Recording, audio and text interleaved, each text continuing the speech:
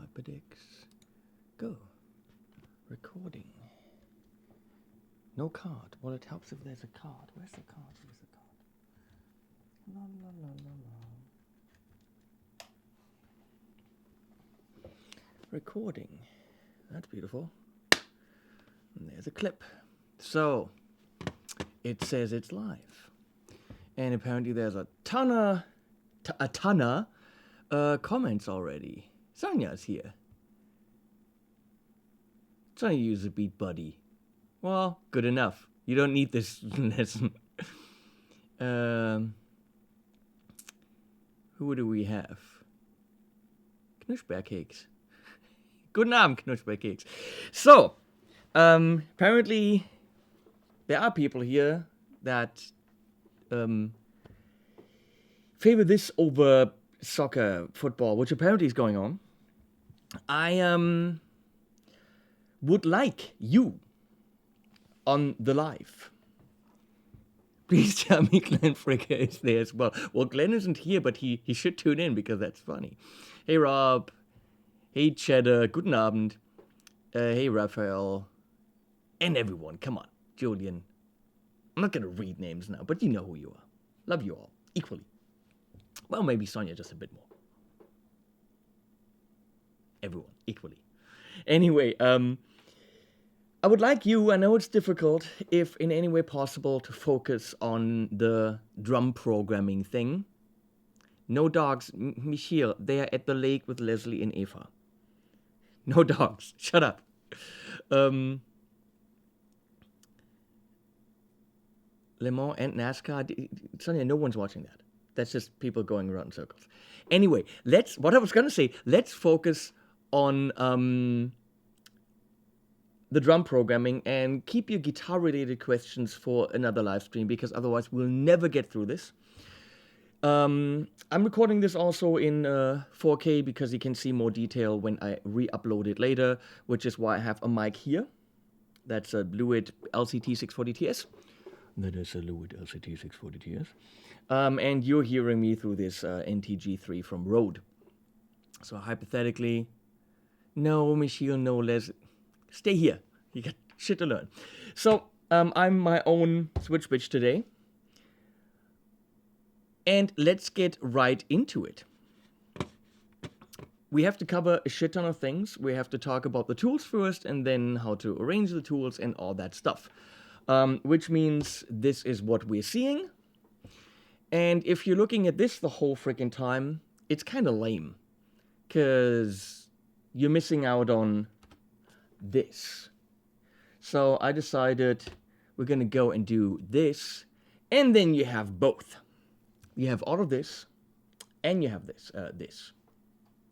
Okay? So that's what we're doing.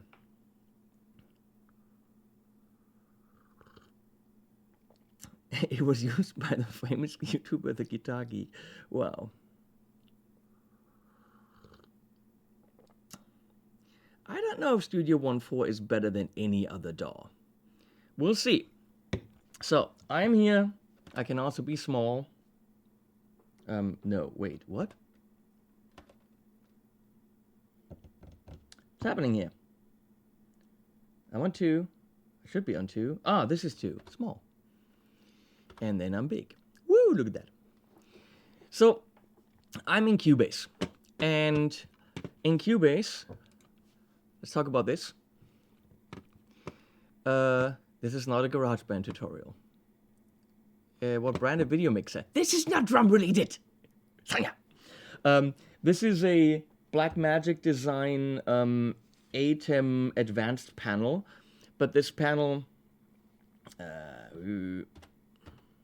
this is only the control panel. The actual switcher is a rack-mounted unit that gets in all the video data on SDI cables. So I'm using the ATEM 1ME 4K and the advanced panel. Everything's being recorded on a Blackmagic HyperDeck Studio Mini, and you're seeing the stream. The Blackmagic web presenter is getting a feed of the same thing that's being recorded. So back to this, moving on. We're in Cubase, and there are two different kinds of VST tracks. So one that would show up here is an instrument channel, which I have set up right here. And another one is a VST instrument in the rack. So if it's in the rack, I like saying rack, you simply make a MIDI track, like this piano track, for example, and you assign it to that instrument pretty straightforward. An instrument channel is a little bit differently. Shows up here. You have the same options, which they added later, to pick which ins and outs you have on all this. The difference is that I can open an instrument track and save it. So I could say new track. I'm sorry, this is all in German. I didn't change that. Instrument track, and now I can actually go to whatever BFD3. Actually, no. Here we go. I can actually pick my preset CLA drums, or whatever, or CLC. Where's here? CLC drums. Those different presets I have, and it will open with all the individual track presets already there. So if we have the mixer here, all these plugins that I have on the individual channels will all open with that track preset. So you don't have to do shit. So all these, I mean, look, I was going to point at the screen. That's not happening. Look at all these drum channels. They will all open. They will all be named. All I have to do, which it doesn't do, is these three groups that I have. I have to open those and assign the channels to them if I open this again.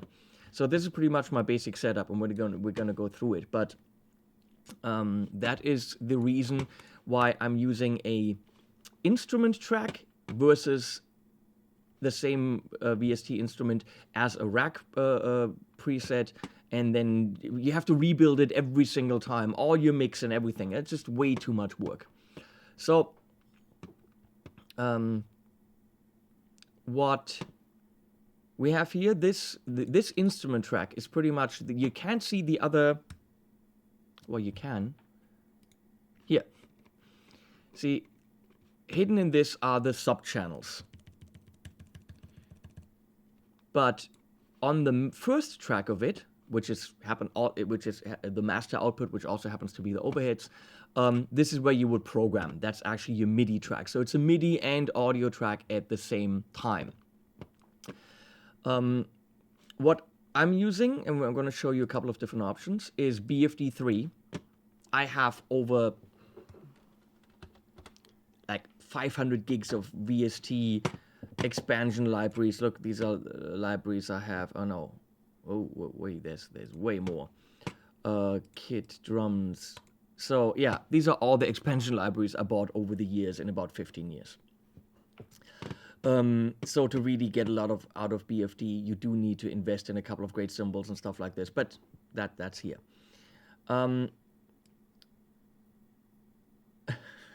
Program drums to make Glenn cry.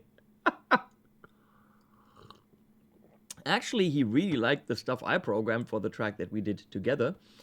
And wait, here's big. And I think he was secretly kind of impressed. I heard a couple of comments that he made, like, that looks good, maybe I should learn that. Something like this. But I never said that. He never said that. No one ever said that. So,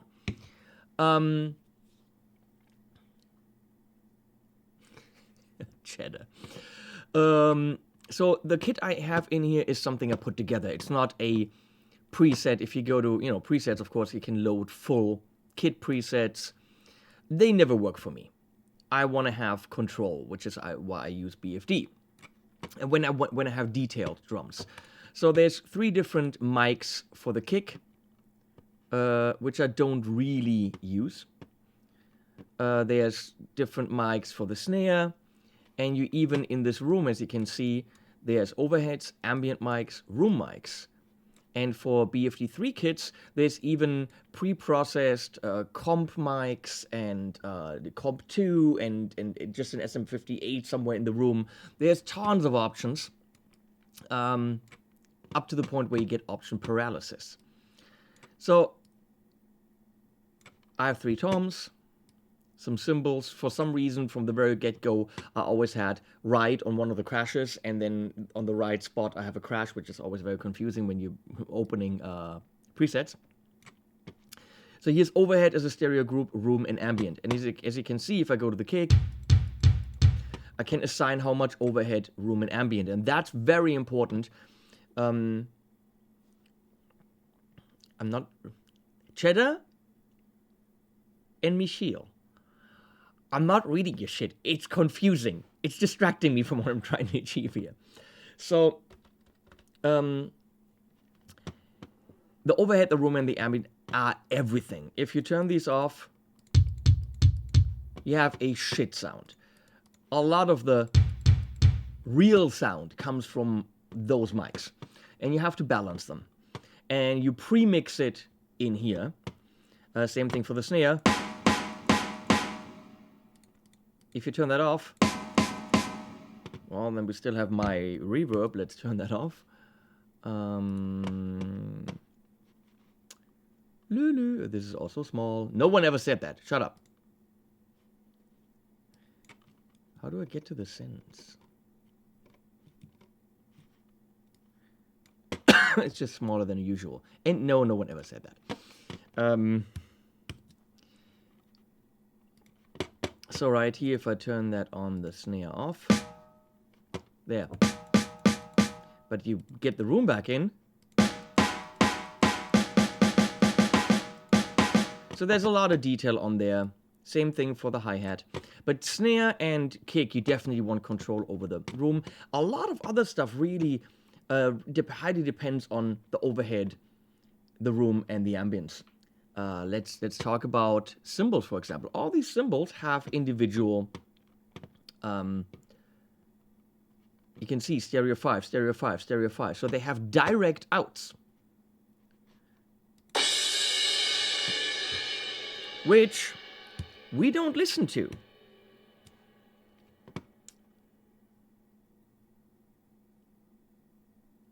I'm 20 dBs tall. Are you saying it's too loud?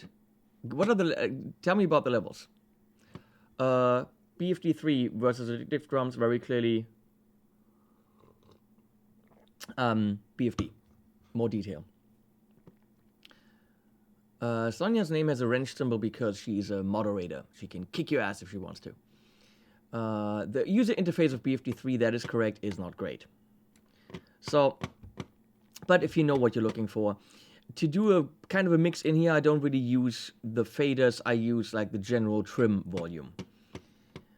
You also, depending on how big your kick is, want to go to this model page and dampen it more. Depending on the style, you know, if I do something more classic rocky, I might go and have more. Wait, did I turn them off? Okay, so the important thing for setting up drums, of course, is the key map. And that's something that I set up a while ago. And of course, it shows you here in the beautiful key editor, and that is absolutely what I hate more than anything. Programming drums in a key editor really wouldn't work for me. It just doesn't. So that is where the Cubase drum editor comes in, and I'll show you why that's cool and another couple of things you can do with it. I cannot work without my drum editor in Cubase. This is big. Okay, so right now I have this little drum symbol here, drum map. And it's set to my BFD2 new tom whatever setup, and I can go into the settings for that map. And here's stuff you can define, which in a normal key map you can't. Now imagine you're playing like a electronic drum kit. You don't care about C# and all these things. You just want, the drum kit is sending out some note. Let's say it's sending out D1. Well, what if you wanted that note to go somewhere else? Not on D1, because in your drum program, D1 is already used. So what you can do, hello people on the internet, what you can do is you can actually say,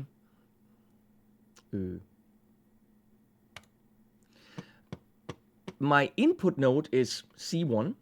My out note is a completely different one. So all I do is I get the input notes from my drum kit, hit everything once, I write them down, and then I just reassign them. So it's a rerouting for MIDI notes, which makes a lot of sense. Then what note is it showing? Because this can translate it directly into drum notation. What is going to be the head for that in the drum notation? What voice is it going to land on in the drum notation? So a lot of stuff you can do immediately here in the drum editor. And most certainly you can arrange the names. So let me show you that. If I go in here, don't really have a system in what order I show you what. So in here, you can see on the left, I have kick, which of course we can't hear now for reasons that I don't understand. Because I changed the channel in here. Yeah.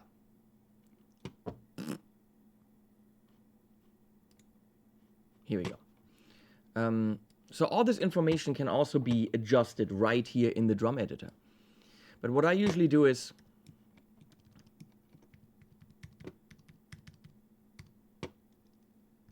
why do I only have two? What? Huh?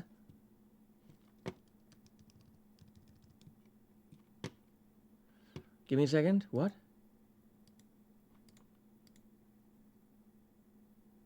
Nope.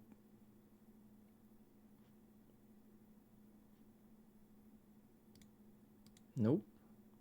Nope.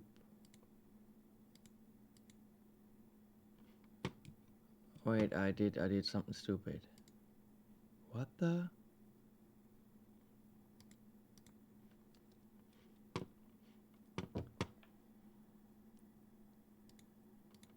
Yeah, okay, fine, no.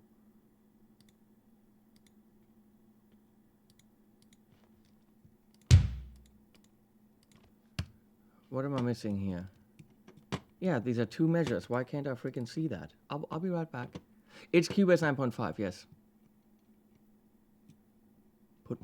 I put myself in the left corner? That's a pretty good point. Damn it, hate it when Caroline's got a good point. And I can go big too. Which of course, wait, cancel, should be over here.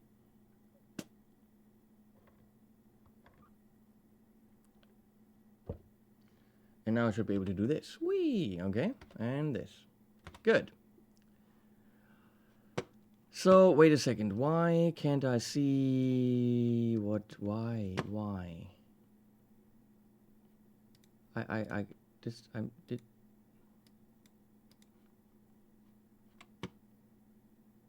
Huh?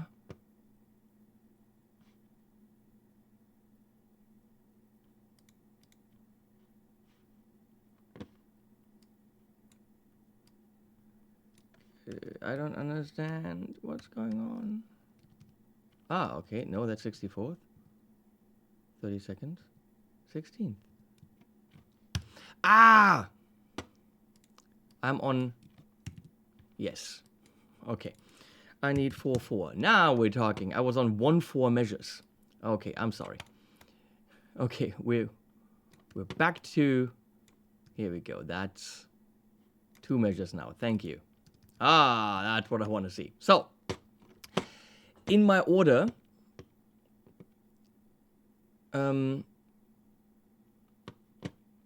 we have a kick and then nothing. I have a space here, so I can always clearly see the kick separated from the snare. I set the display to show... let me do some things.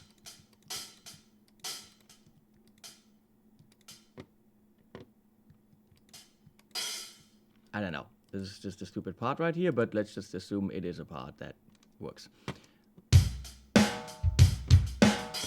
So the colors I set up to show velocity. You can only do from to, so I'm doing from blue to red, which shows you the most difference. Let's put it that way. So you can see that I have my instruments clearly labeled on the left, and it absolutely has nothing to do with any key editor, where I would have, you know, C# and all this, and I would have to know what's on the keys, which is very, very annoying. And I've got my splashes here, I got my toms, okay? I got right and right bell. I have a ton of different hi-hats, the way we have it nowadays.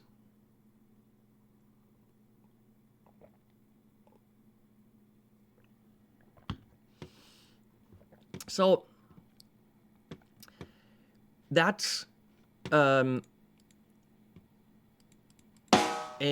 organized way of programming drums. You also don't see, where are we here? You also don't see,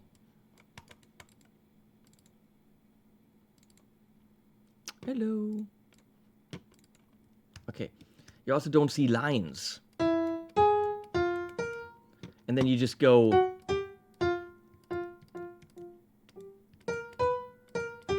and then you have to go and, you know, change the velocity down here.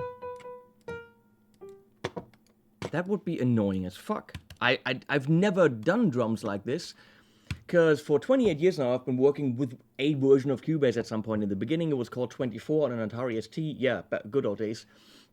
And then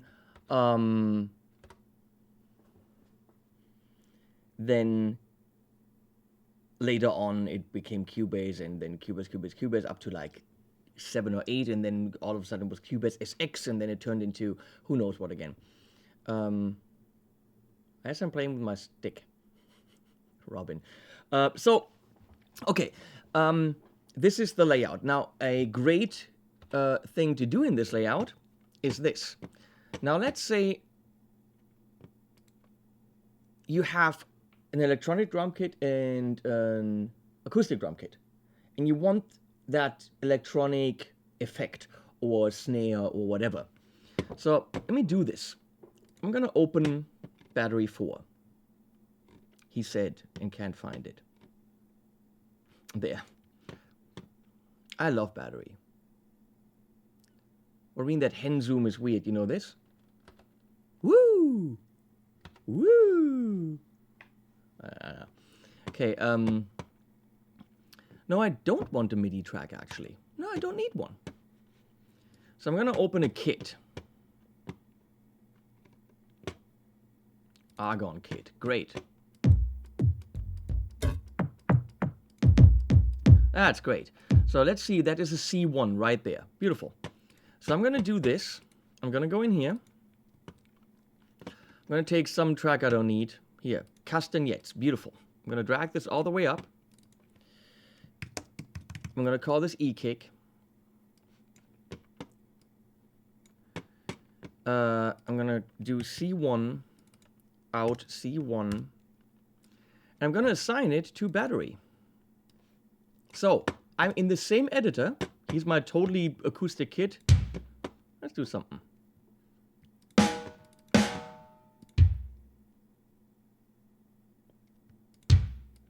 Okay. And there's my electric kick. And there's my loop. Let's do one more. Let's go into my Argon kit. Let's find a cool hi-hat. Nope. Well, that's kind of cool. That's an F3. So I want that in my acoustic thingy. So I'm gonna again pick something empty. Doesn't matter what that is. I'm gonna put that in the snare, in the hi-hats here. E click. I'll say F3, F3, going to assign that to battery. And here we go. So I'm going to go and do a little hi-hat thing.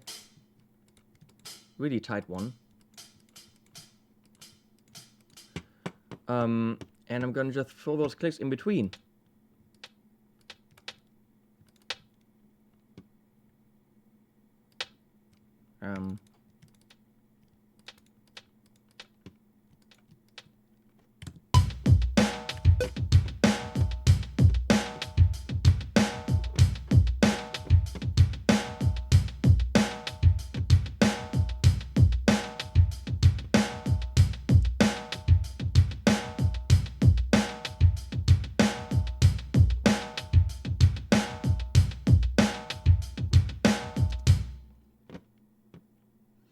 Wait a second, Shagrath.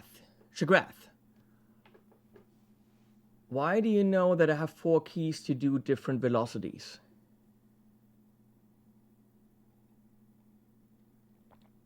Because someone probably asked how am I doing the velocities, right? Oh, Michiel, I love you.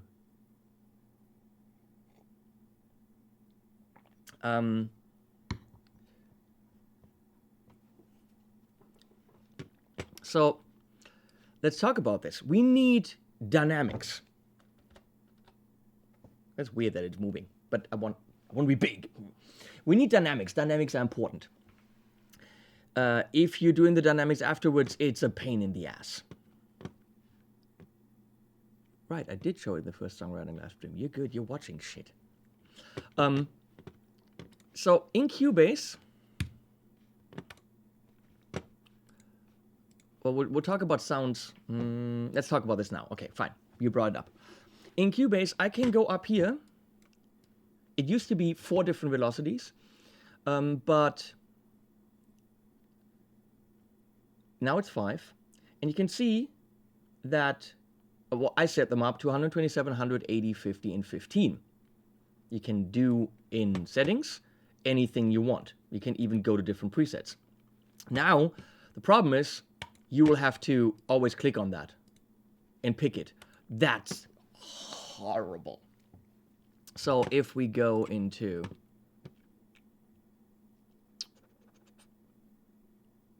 key commands and you go to MIDI, here, there's the 4 velocity settings. 1, 2, 3, 4. And you can see I have them set to A, S, Y, X, and D. Let me explain why. So, right here are the keys. And it used to be only 4 velocities.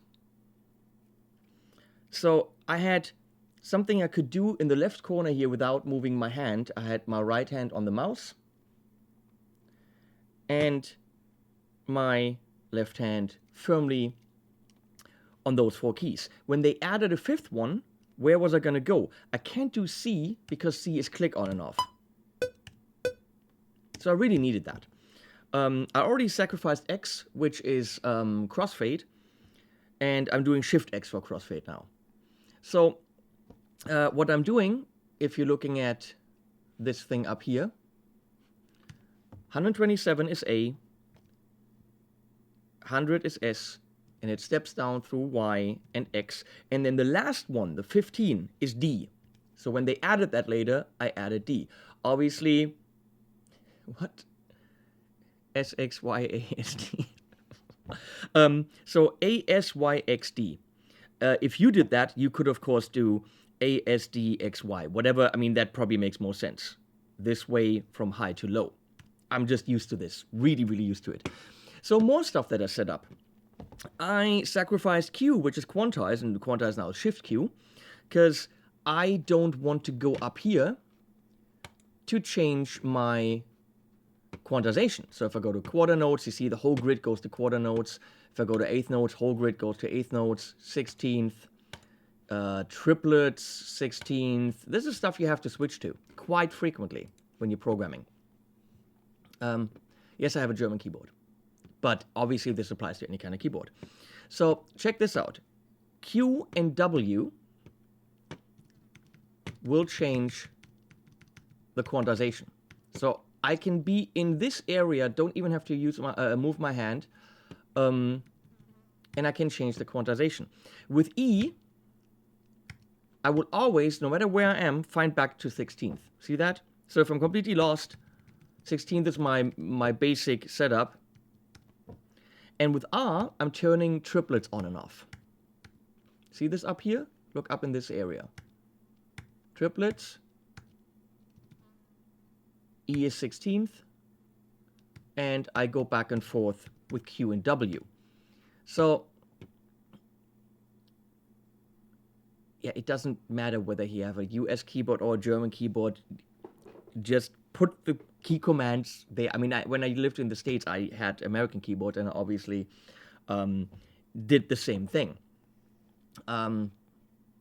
Yeah, so that is very, very important. I'm going to show you this when I'm programming.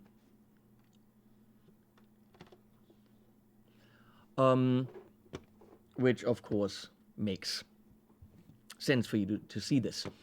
So I really can stay right there with my left hand. Another handy thing is this here.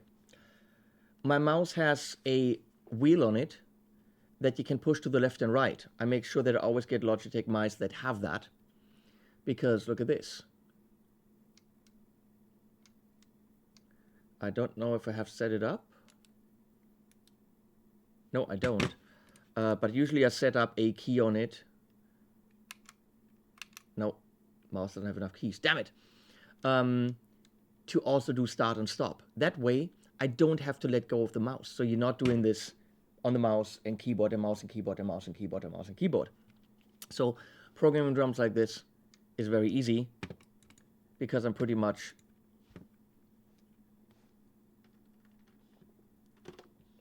here, have my thumb here to play, but I go back and I pretty much just put the plus and minus keys on the jog wheel to the left and right, and I can, of course, move around with the wheel. Holding shift will move the screen around, but I can fast forward with the jog wheel.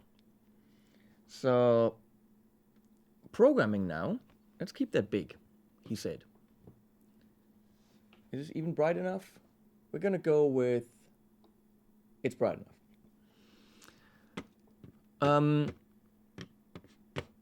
Let me just take a look at the stream here. Okay.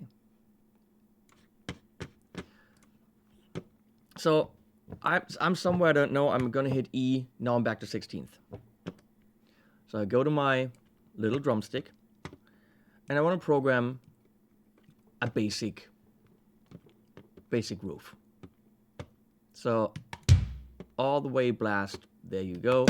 Is that the snare I want, or do I want like a rim shotty? Yeah, I want full blast. Beautiful. I'm gonna do 2 measures. I'm gonna make sure they're looped. Loop-de-loop. Do I see that somewhere? Yeah, okay, good.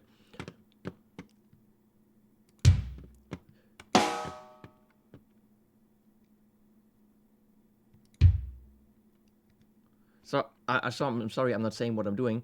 I'm intuitively doing this. Did you see that this is full blast, but this isn't? So I'm doing an X. I don't like this. So I'll just go through the velocities to kind of get what I'm looking for.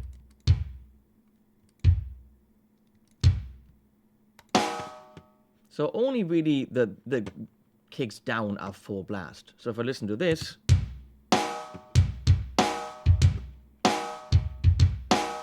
okay, that's a start. Now I would find out, do I want, the hi-hat to be open? Is this a rocky part? Is this a grooving part? Let's make a groovy part, so I keep the hi-hat more closed. Probably not I don't like very jingly jangly big hi-hats. I like it tight. Yeah, I know. So in between, I'm gonna keep them relatively quiet. But we open this. Maybe not even full blast here.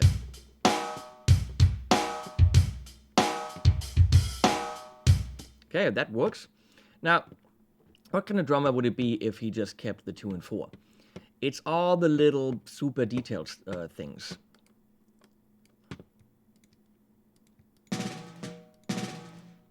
And they really need to be super detailed and quiet.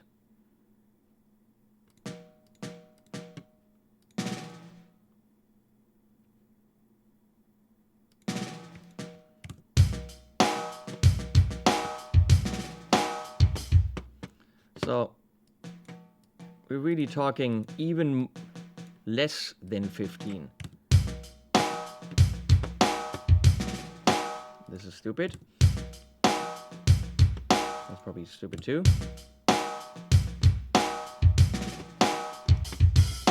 Kind of want this here for some movement.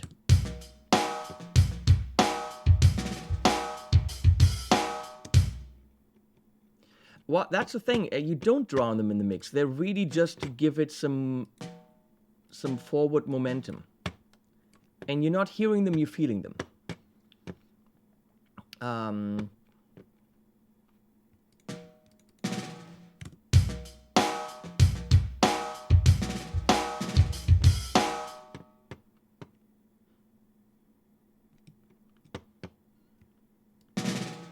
Oopsie.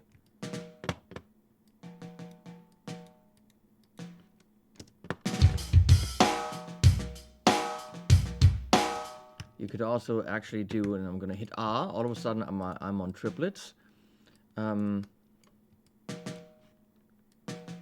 have a little bit of a drag that I'm controlling.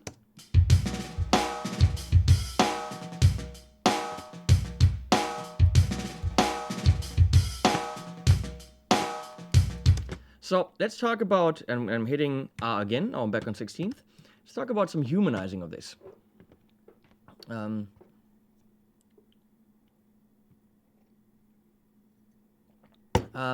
So all the 16th, I kind of want everything that's on actual 16th. I'm hitting, you can see this option I, and it's going to give me this quantization thing here. You can of course go to different things, but I want quantization. So I'm going to make sure it's on 16th, and I'm going to go give it a little bit of swing, and you actually can see how the lines, you see how the lines are moving, the 16th lines? Okay, you can actually move the 16th lines back for swing, and it's showing you. So I don't want too much. I'm also going to be a little bit randomizing, like not too much. Then I'm going to say auto apply, bam, and make sure you check that off, because otherwise every single time you're changing something on the quantization, it's going to do it. So I hide this again.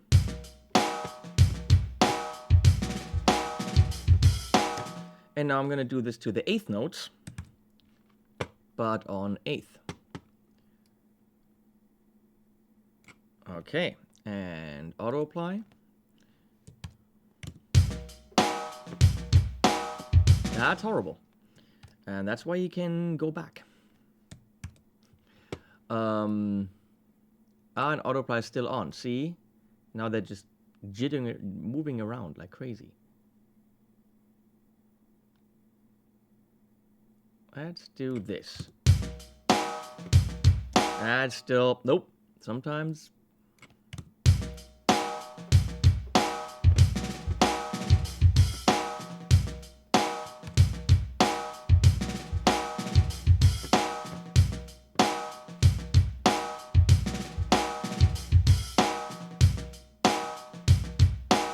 Ah!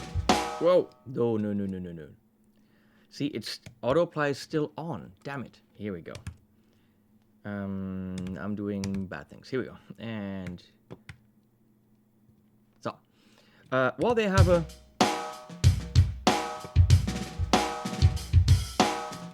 track. It's really that easy. If you are good with your left hand and you kind of have it down, you can really do a very dynamic track relatively quickly. So let's talk about. I'll show you a couple tricks. No. Let's go into a pretty fat kick before I show you a couple tricks. Because this is the kit that I use for this kit in BFD3 I use for a lot of the lively, realistic, super detailed stuff. Most VST instruments cannot be that detailed. I love Stephen Slate for the pow-pow. I can get there with this drum kit, but not this drum kit, but the BFD. But it's more work. Stephen Slate has a lot less detail, and you can't do at all these detailed things with the snare hi-hat, but it has the punch. So we already added, let's leave the electronic stuff in there. I'm going to add Stephen Slate right here. You can't see that. Right here, I'm adding a rack of Stephen Slate. Nope, I don't want a MIDI track. So I got the Chris Lord Algae preset pack, and I just go to Rock 1, and there you go. That's two different kick drums on top of each other. That one, and that has a lot of room. That has more click. So it's layered. Snares are nice too. But I'm going to close that and not worry about it anymore. Actually, that's wrong. I want, let's do this. I'm going to go to the mixer. No, edit instrument.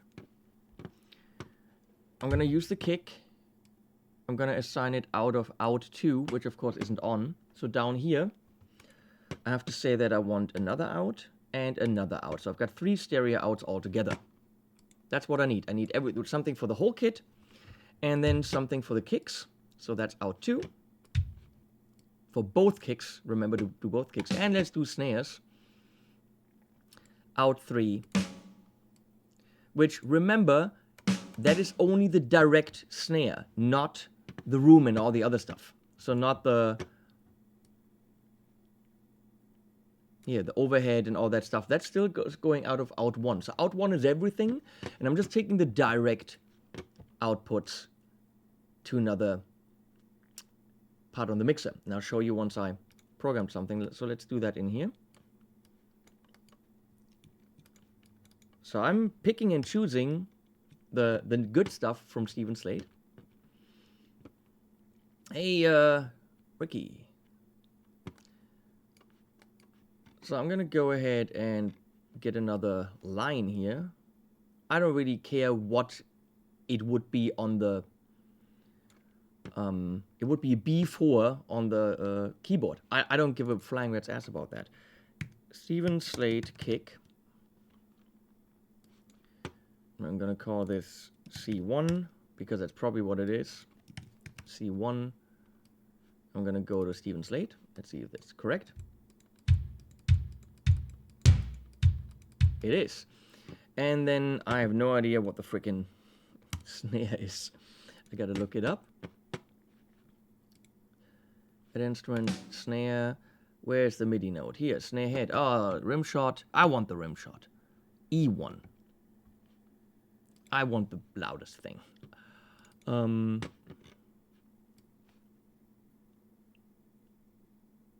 So I'll take that and call this SSD Stephen Slate snare. E1, E1. We go to Stephen Slate. Beautiful. That's how simple that is to get 2 kits together. Get it? It sounds like a play date, getting 2 kits together. So I'm gonna do. It doesn't have any punch yet.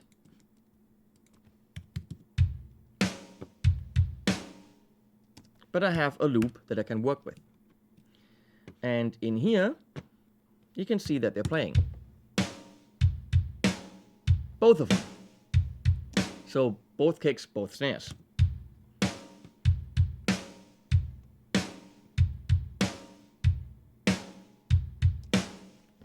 Michio, I can kick your ass, just to let you know.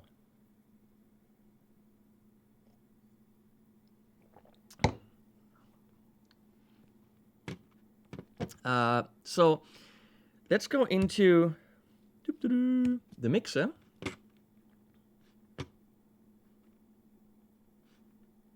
Where I now should see, that's battery. Let's call that battery. I'm gonna make this red.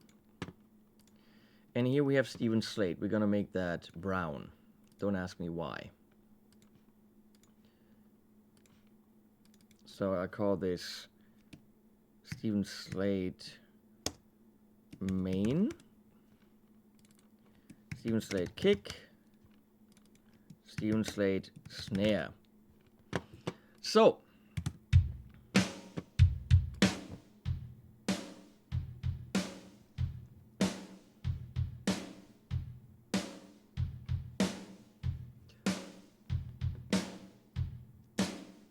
paint drying. You guys suck. You ask about this. You asked about this all the time. No complaining. So that's the room, and I could just put a compressor on that or whatever. But what I'm interested in is, of course, the direct super mega punch signal. So, well, let's take the room. What do we put on there?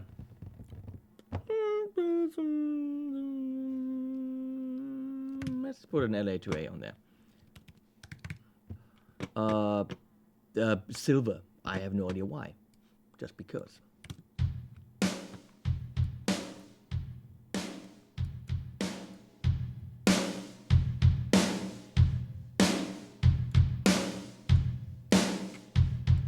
I know why, because it sounds awesome. So what I would do on the kick is, I mean, they're pre-processed, but I don't give a flying rat's ass. So I'm gonna put an 1176 on there. Stereo, because I made them stereo tracks and they're probably coming out in some kind of stereo. Revision E in this case.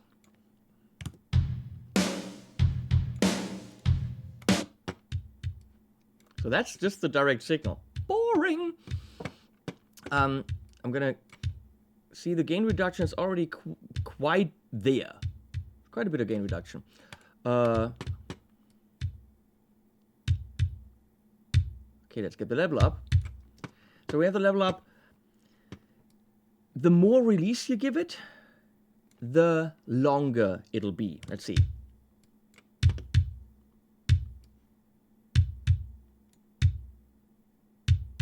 Very short and punchy. Longer. With this kick, it's not that noticeable. Attack, obviously, a shorter attack will, a longer attack will mean that it's clickier.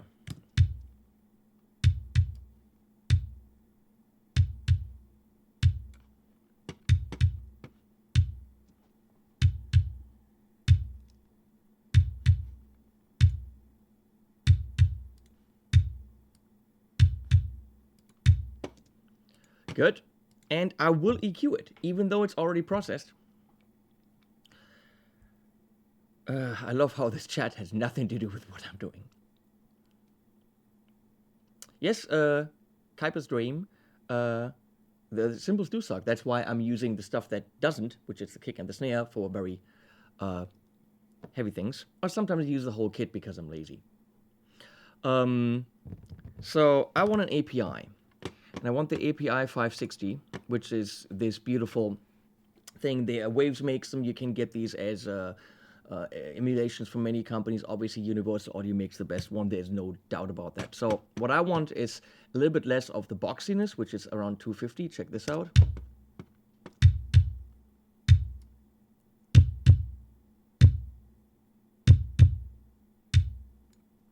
Now I'll give it low end.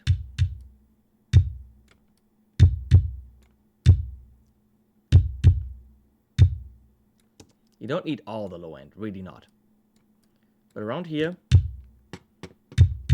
And now I'll give it click around maybe 4K.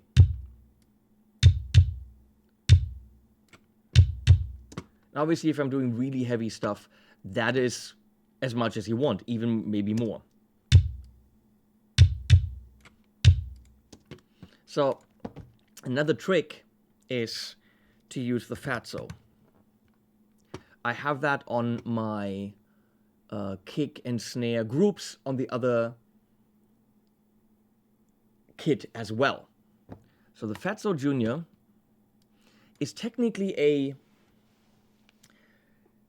an outboard warming thing for synthesizers. Hip-hop producers use it. It's supposed to warm and round synthesizer tracks and electronic beats and all that stuff. I don't really care what it's about.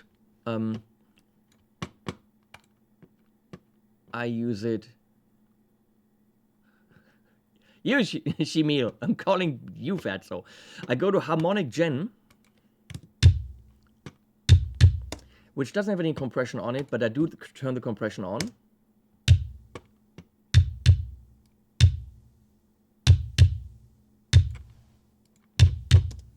And then we need a limiter.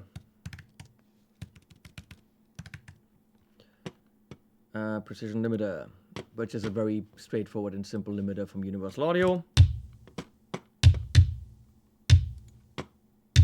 So we're back to 0. So for the snare, I would do a couple of things. I go to stud, which is not you, Michiel.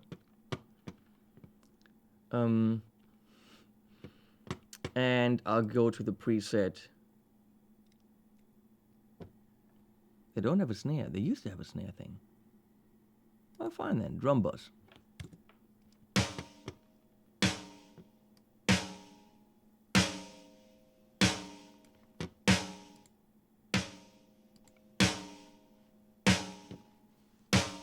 So that adds nice harmonics. Also adds quite a bit of processing power. So then I want compression, which the Chris Lord Algae compression is for snare is a distressor, which now exists. If I type in distressor in from Universal Audio. But of course, you need the Universal Audio plugin suite and all this. Here's the distressor, and you can go to Big Snare, and there you go.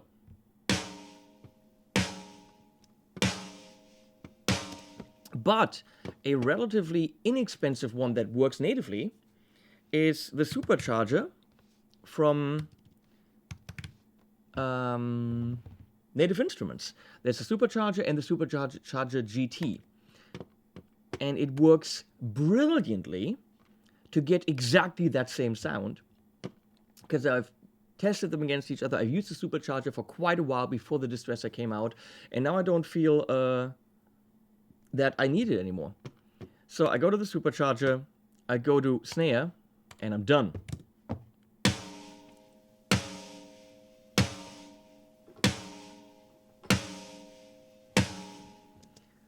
That's ridiculous. And I don't do anything. Preset, done. So here you now have very, very, very punchy kick and snare.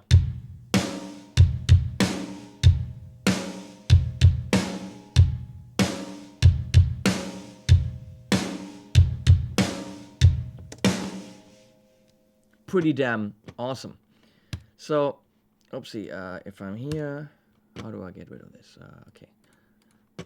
So technically, now I have a kit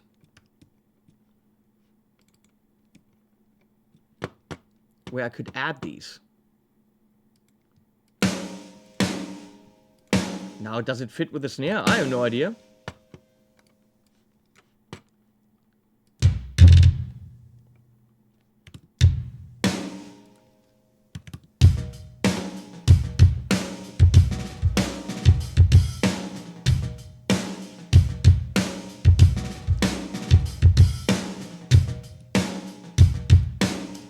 So now I have all the detail and all the beauty of all the symbols and all that stuff.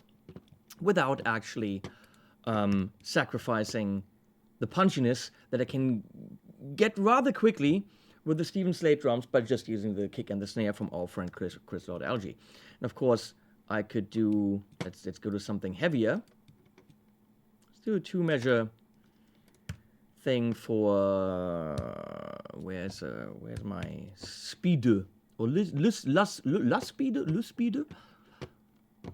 95. Let's go to 135.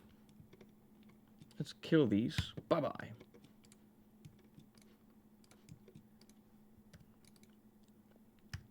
Let's do something with double bass. Now, can someone help me? Who's the new guitar player? Who's the new drummer for Dream Theater? What's his name? Mangini, right? It's Mike Mangini.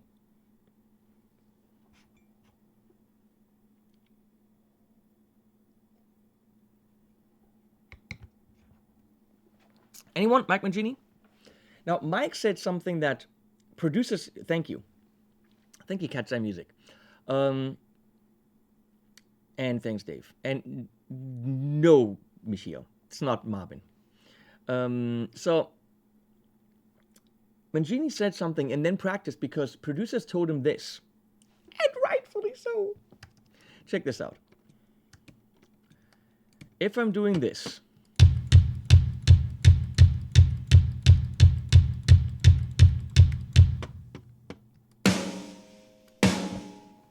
Okay? You're putting weight onto the downbeats. So I've got hard, not so hard, loud, not so loud, loud, not so loud, and so on and so on. At this point right here, how do I do this? At some point, I don't know.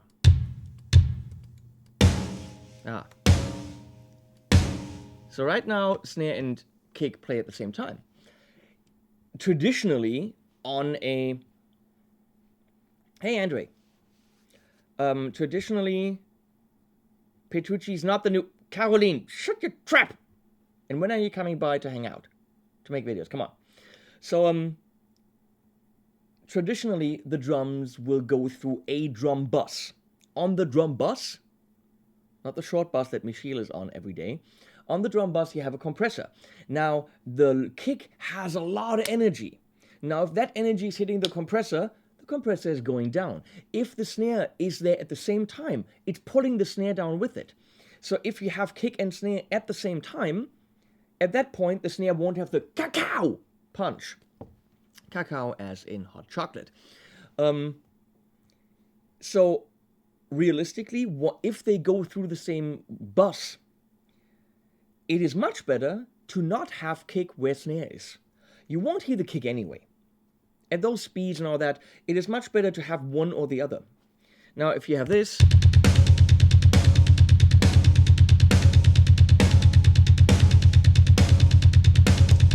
Okay.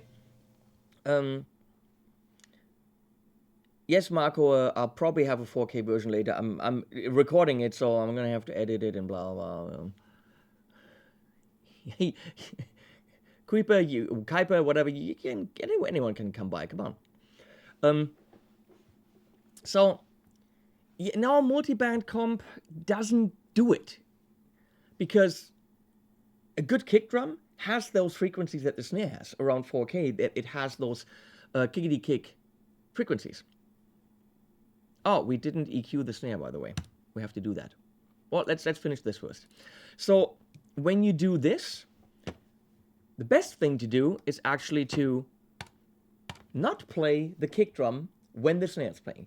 Now, Mike Mangini had a discussion with a producer, and he started practicing that. Of course, he started practicing that for Dream Theater stuff in 7/8 at ridiculous speeds. And he's sitting in his hotel room and literally practicing the patterns to have, whenever he's playing the snare, not the kick drum going.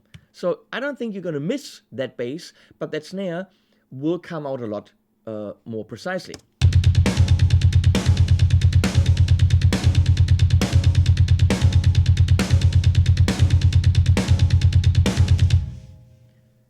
So if you're a drummer and you want super mega kick-ass double bass parts, that is something you should be practicing. It's hard as fuck though.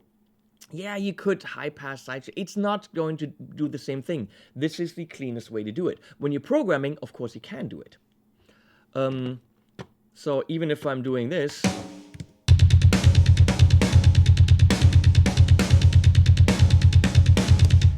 in context, it'll sound like one part. So, snare. Well, let's do the snare. Because what I usually do on the snare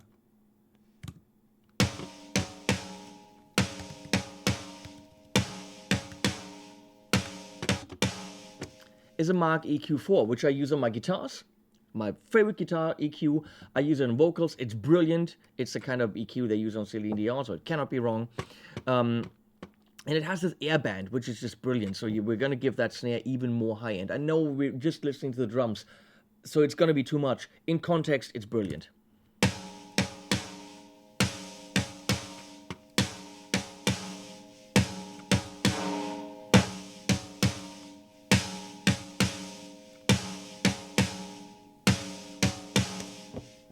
And we'll probably need a precision limiter as well, because we added quite a bit of level there.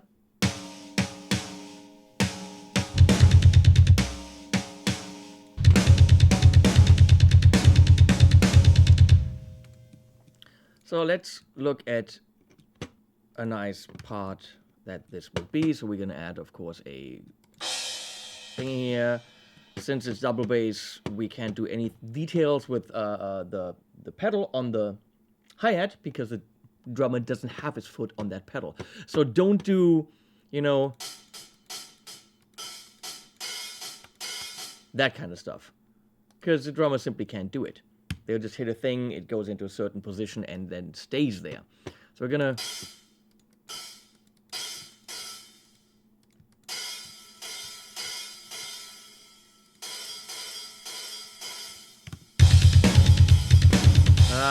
of course we have a I'm sorry, we had a cymbal which no cymbal went in the hi-hat at the same time. So I'm just gonna hit Command A. It'll select everything. I'm hitting Option. No, first I'm picking it up, then I'm hitting Option, and now I can copy it. Of course, I copied it wrong. There we go. So I copied the whole part. So of course, needs that in there again. And let's see if we can humanize that a tiny bit by just adding a little bit of randomness and a tiny little bit of swing.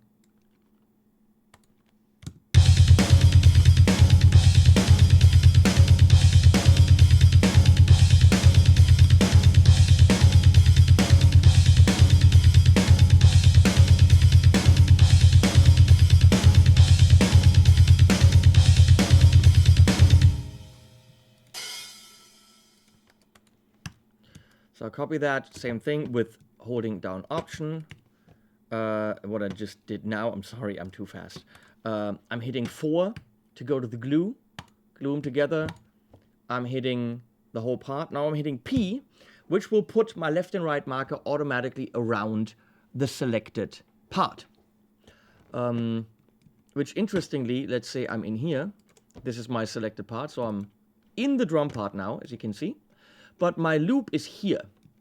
But because I'm in it, I can hit P, and it'll automatically put the left and right markers around my part that I'm working on right now. So we're gonna pick a different symbol there.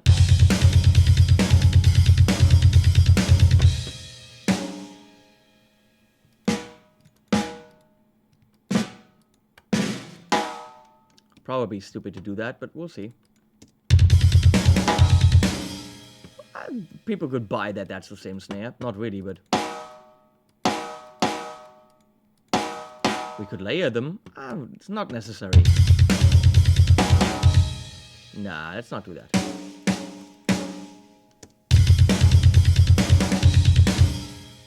could have these in there a bit.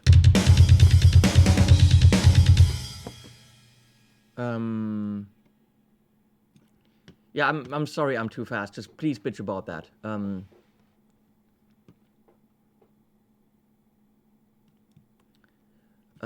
So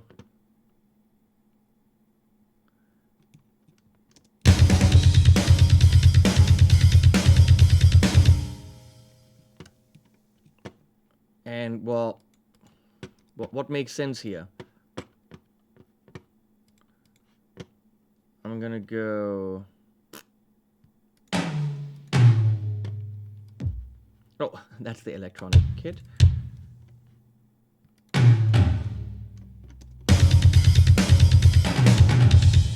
I don't know, stupid, yeah, whatever. Fine.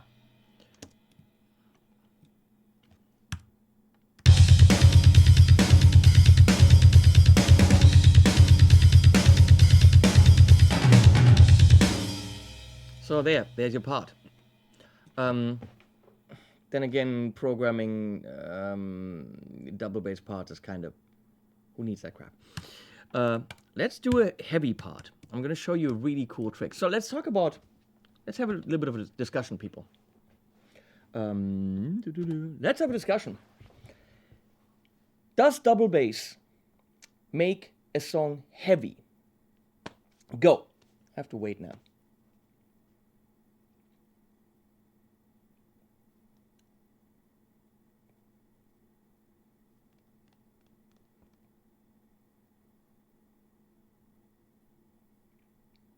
Does double bass make a song heavy? Because a lot of people think double bass is the tool to create a heavy part. No, not necessary. Not really. No, not for me. Sonia says it can. Whoa! Do I add reverb to my drums? Okay, we'll get to that.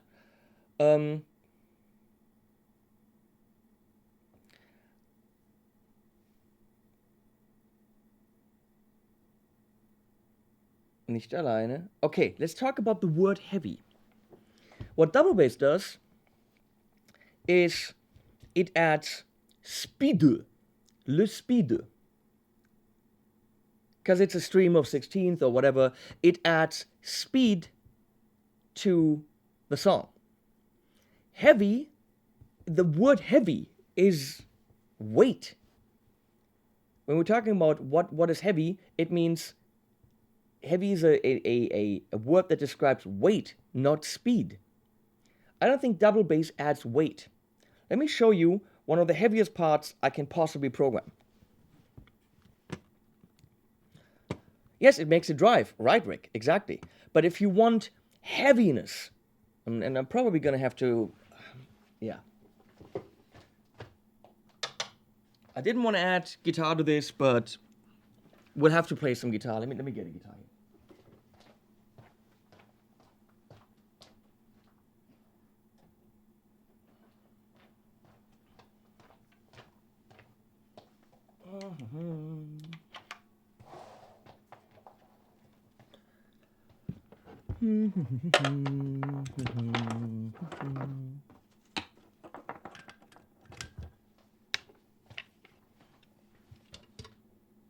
Okay, so let's talk heavy. And then, hello. Let's talk, this is so weird. Let's talk heavy. Dynamics make heaviness, exactly. So we're gonna do a 2-measure part here.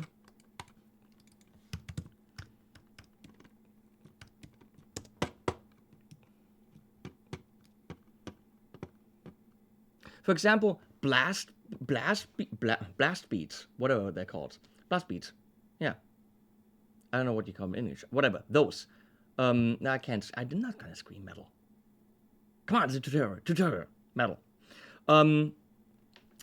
Blast beats are just really fast. I don't think they make something heavy. They make something chaotic, uncontrolled, not in sync most of the time. But let's see. So we're gonna go, we have 135 beats per minute. Let's stay there. So, okay, this is going to be an ultra heavy beat. So the trick here is, gonna do a cymbal. And you do China on 2 and 4.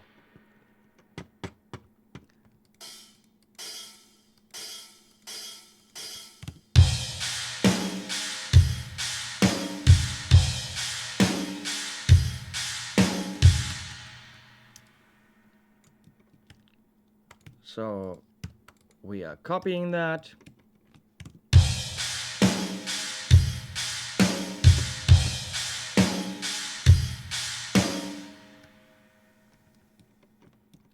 So here's another trick. That's one from John Bonham, where it was difficult to do here, but you go to 16th triplets, and you add the loud one right before the snare and a not quite so loud one right there.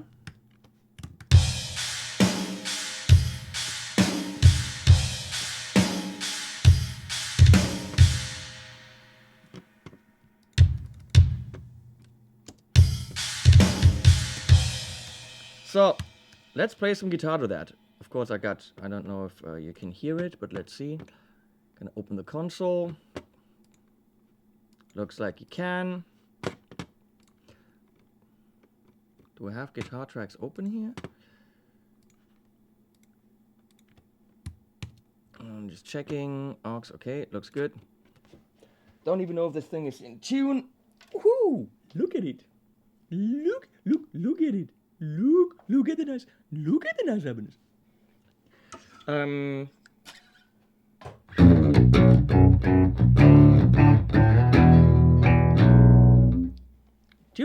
Tuneski. This, of course, the album is RGI.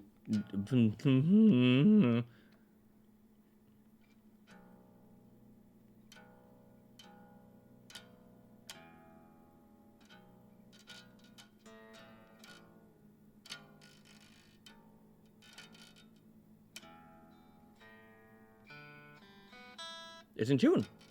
That's pretty awesome. We're going to drop A. And, of course,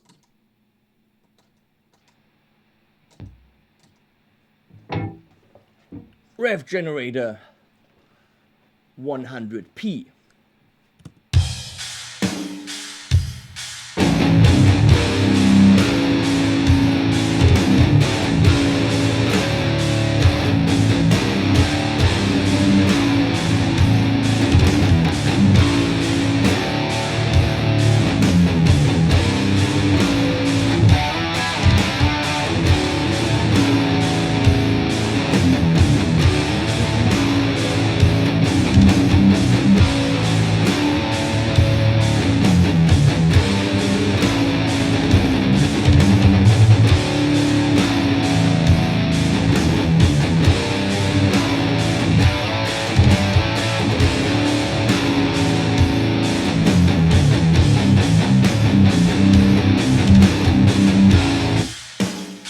So now you add accents.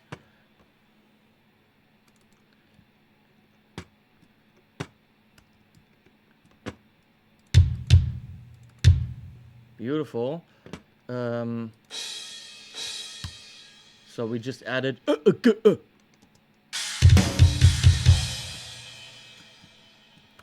We're copying that. Let's see what else we can do.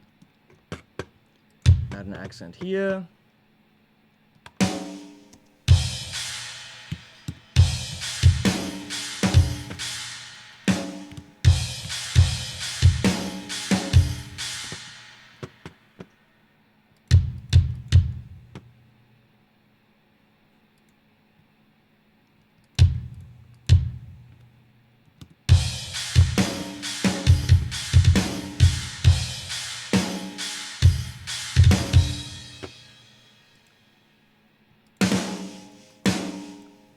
Beautiful. So, let's just go from another part. Let's do some really fast 16th and see what happens.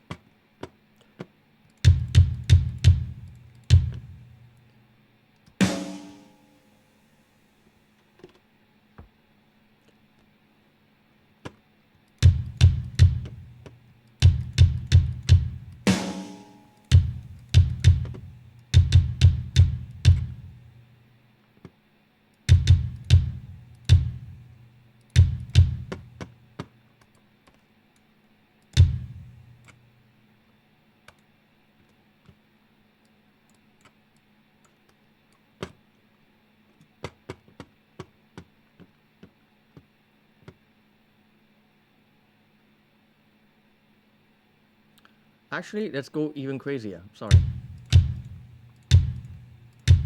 Let's go double time.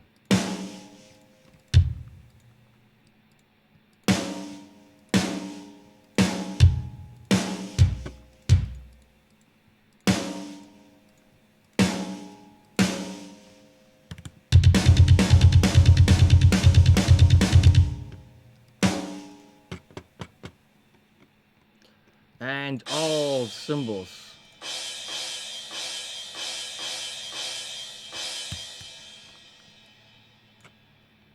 So let's do this in dark blue.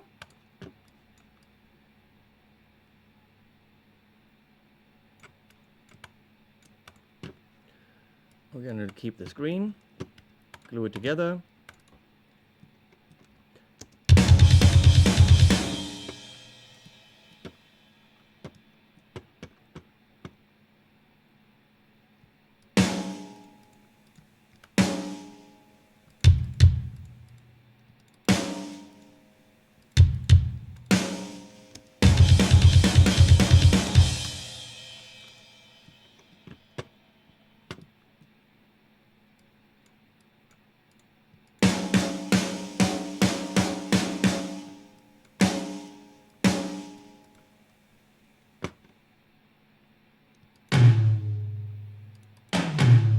Wonderful. We're gonna give these 16th a little bit of a kick, not too much. That sounds like a cooking show. We just add a pinch of salt, but that's pretty much what you do. So let's see. Oh, we need, of course, a count in, so I know where I am. Where's the click? Here. So, see what happens. I'll try to play the same thing, which of course doesn't make sense with that type of part. If I'm doing,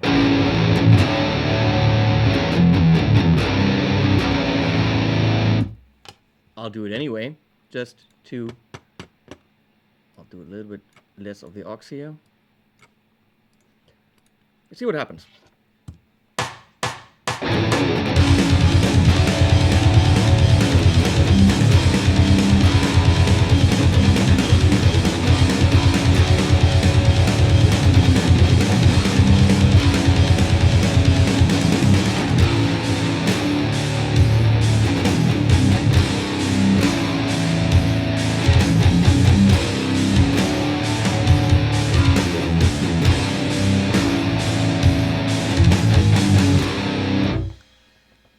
So, what is heavier? That's the big question. Double bass gives you speed.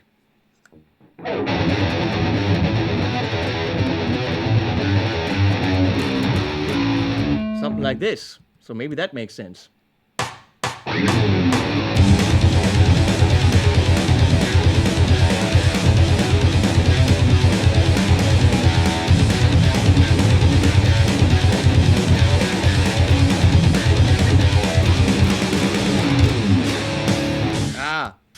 I really fucked up. So let's do.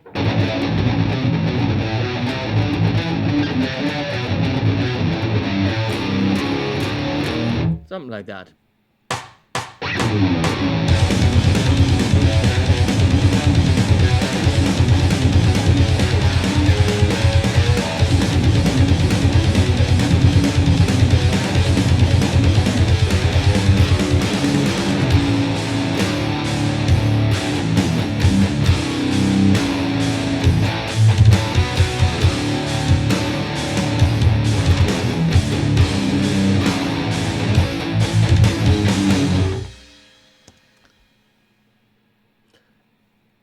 Hi, Michiel. So when it comes to arranging, many metal bands will go for a double bass for, oh, it's so heavy, it's so heavy. It's not. Double bass gives you speed. It also gives you a lot of potential to fuck up because... Where am I? What? Oh, that's where I want to be. Because you have a drummer who can't actually keep that double bass going. You have a guitar player who can't really go... And it's just all...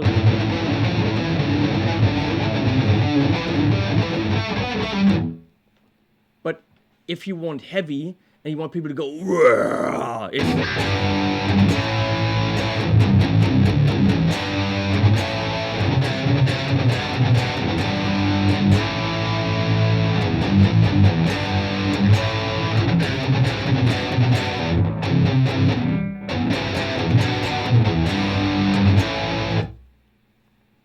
let's do that. Come on, let's arrange a little song. Let's forget about the double bass here. Let's copy that here.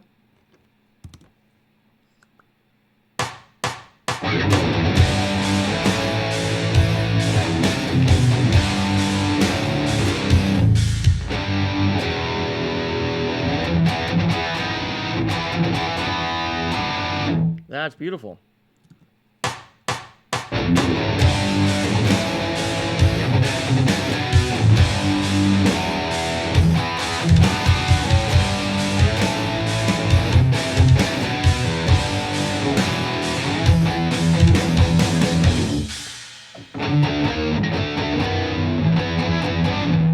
I'm working on it.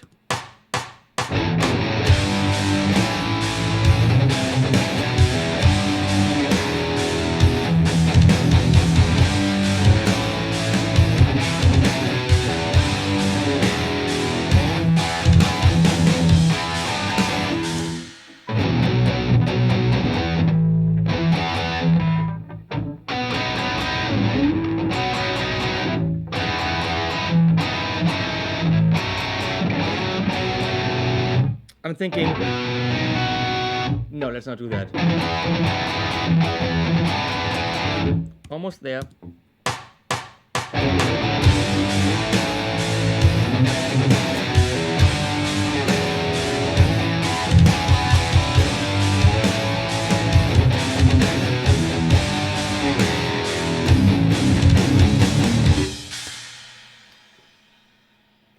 Oh, that's cool. Do-do, do-do, do-do, do-do. Okay, so 16th.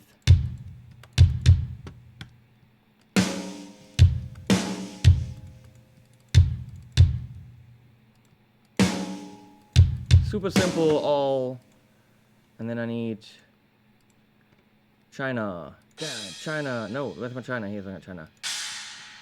Do-do, do-do.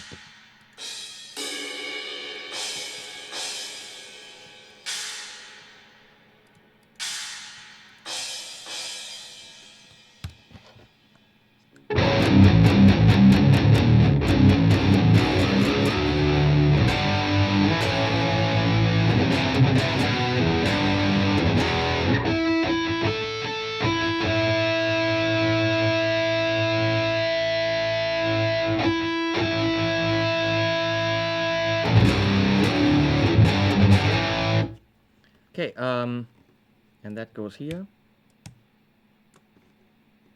Let's try that. Wait, why is electric guitar 1 there? That doesn't make sense. Okay, fine then.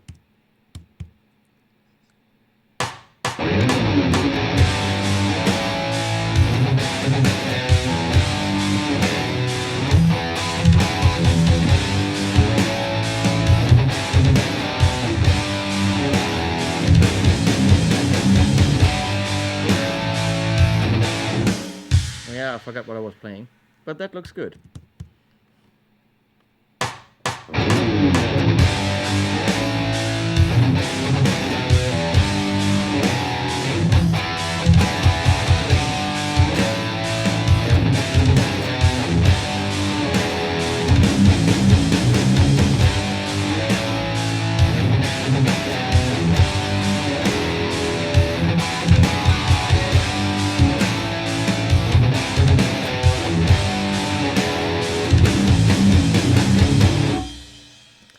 will double that, because that's what we do.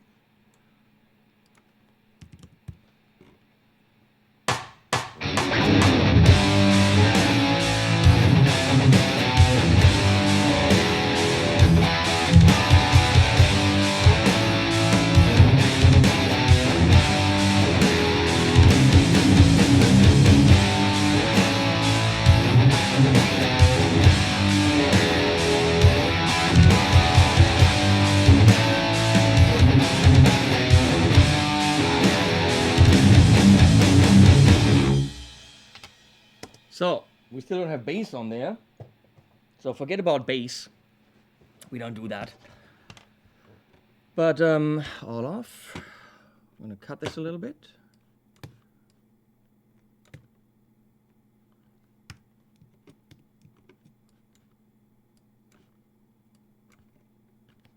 So now we're gonna do something fun. Gonna add a contact. No, not that one. Not the 16 out one. No, go away. Just a normal contact. It's gonna be fun. So somewhere here in my 100,000 instruments is Voices of Rage. Ambiences, no. We want Evan.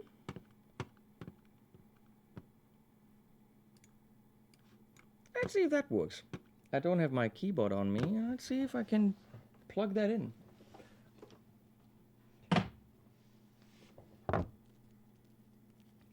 Working on it.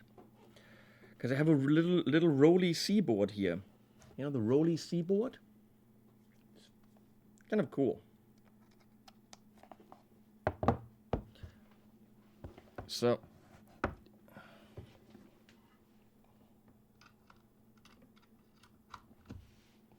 oops, where'd my chair go?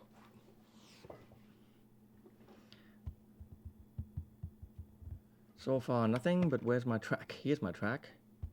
But I have input, that's great, that's great. We're gonna make this dark red because that's what it is. Somewhere up here, I want that up here under the drums. There you go. Contact. MIDI in.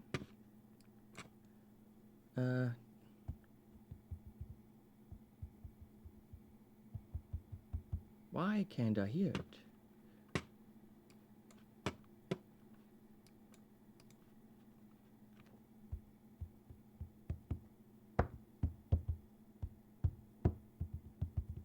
Strange.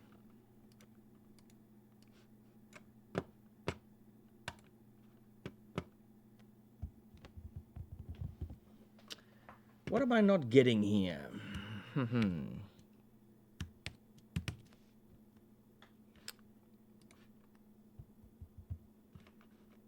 Nothing's coming out, but I'm getting MIDI in as far as I can tell. Yes. I am. So we're gonna go load some other guy. I haven't worked with Jason yet, nor Evan. Let's go to Jason. Jason's good.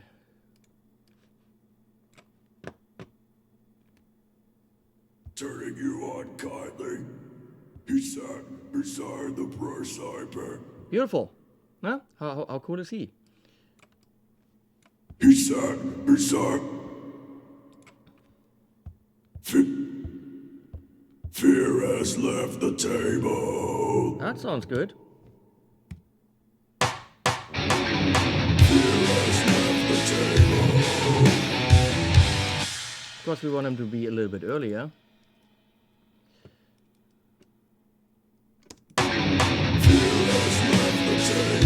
Oh, we need him to be synced. Wait a second. Come on, Jason.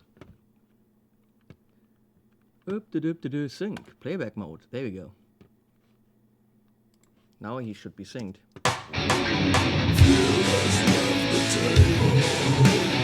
Beautiful. Do you feel you can't take cold? Beautiful. I'll take that. Fear has left the table. It of course needs to be on the offbeat. Do you? On the 2 Do actually. you feel you can't take up?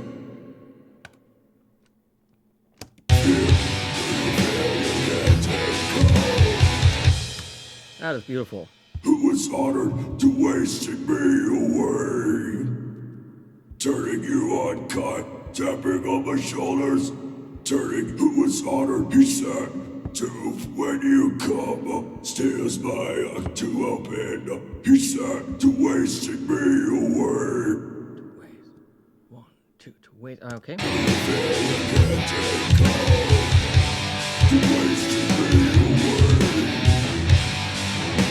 To wasting me away.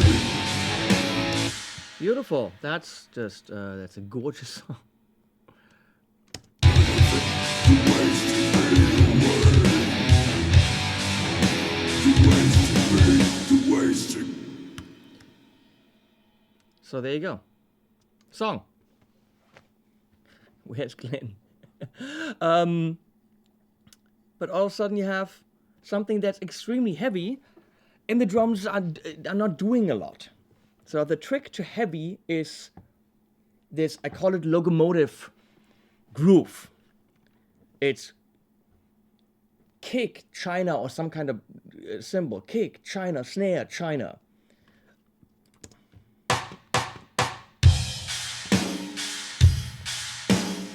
What am I? And then those awesome accents. Not like mine, which is also an awesome accent.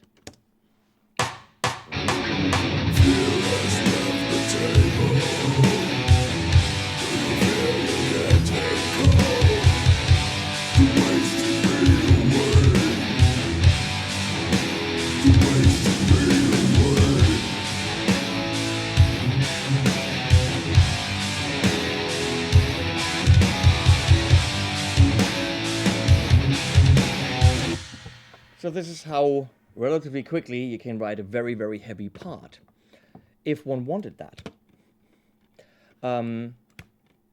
But let's talk about not heavy parts.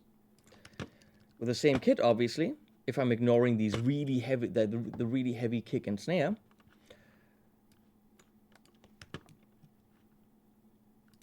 where am I here? There we go. Oh, I want to be on measure. So same kit, obviously not the same vocalist. I could do something very funky. So if I ignore this, but go back to this, not this. See, I'm actually using 3 different kits in the same drum editor. I could have electronic effects in there, like we set up earlier, like this. But it's all in the same thing, and this is where Cubase absolutely excels. For me, to do it anywhere else would be banana butter. Would be, I don't want to do this in a key editor and then on different MIDI tracks. I would go insane. That's just not intuitive for me. So let's do a little bit of a funky thing and ask some things. You probably are, but I'm not seeing it. How many people do we even have in there that are bored out of their mind about this? 84. Obviously you can use any kind of VST instrument along with any other VST instrument in this drum editor.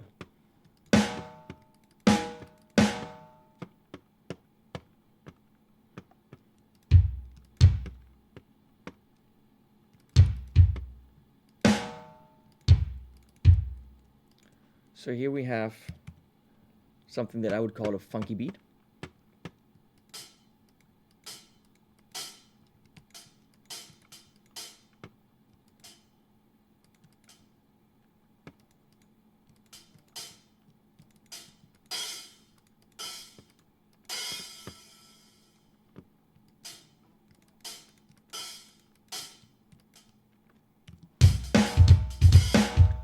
Whoa!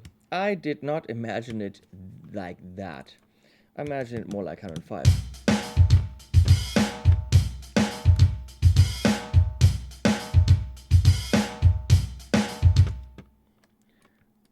And now just the tiniest bit of shit in between.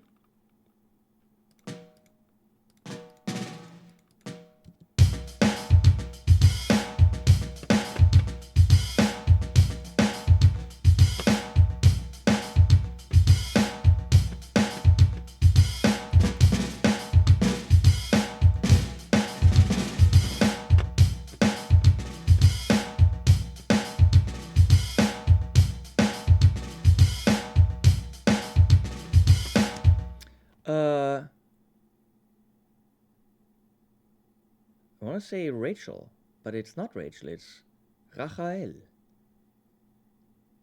that your name? Okay. Have I thought about native instruments machine hardware for step programming drums? Well, that's what I'm doing. Am I not step programming? You mean actually like having a control surface and punching them in? What would be the benefit of that? I would want to quantize them because I don't think I'm precise enough as a drummer to actually do that.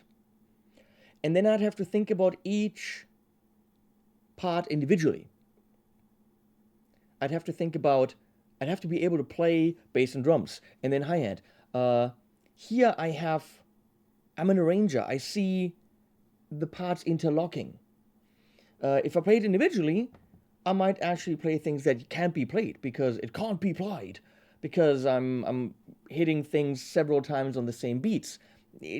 I find this not as realistic as what I'm doing here. I know it's stupid, but how much reverb do I use with the drums? Very little to none.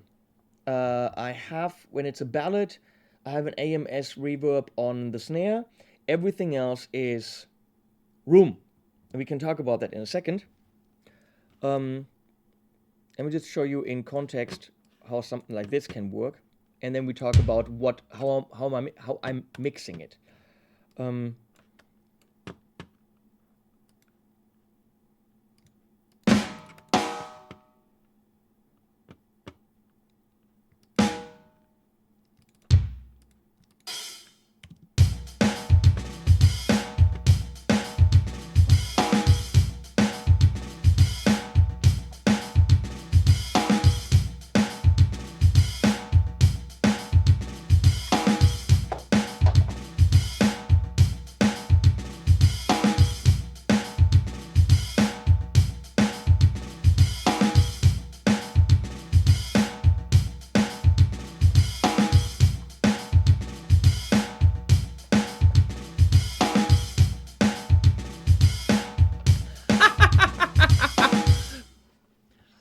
I didn't think that far. This is a green guitar. That's not happening. Find it.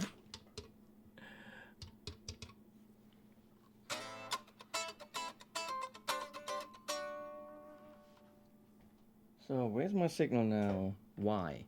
Because I'm not on amp 1.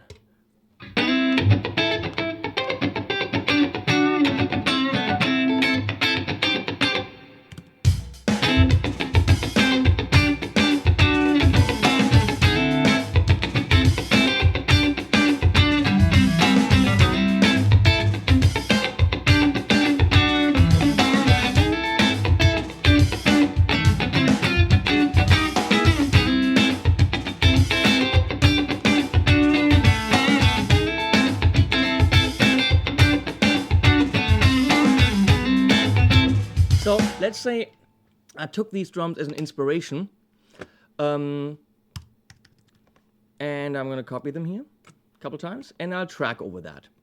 Let's do that. So that's what I start with to kind of get me going.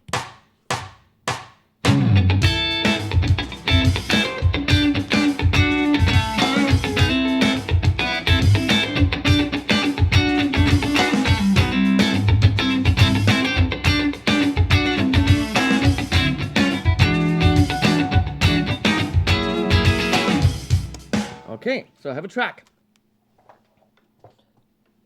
Something that I might have, worked out or whatever. Gonna put this in the middle. Well, I can't because I'm not seeing my electric guitar parts. Electric guitar 1, here we go. So, and they're gone again. And this is the info. Okay. So, now, where am I? Where's my mouse? Here we go. So let me show you.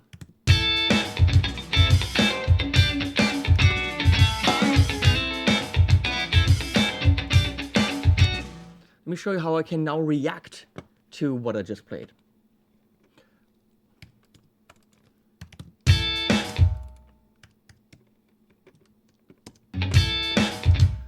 Apparently, I did that anticipated snare automatically on the guitar.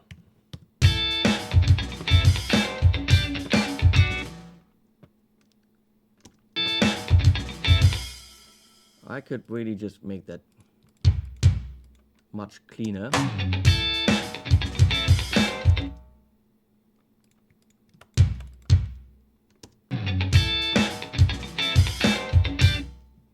This is Cubase 9.5.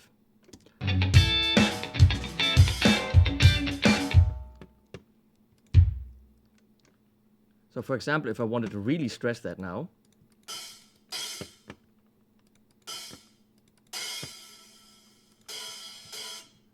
I'd do, let's see how I can do that.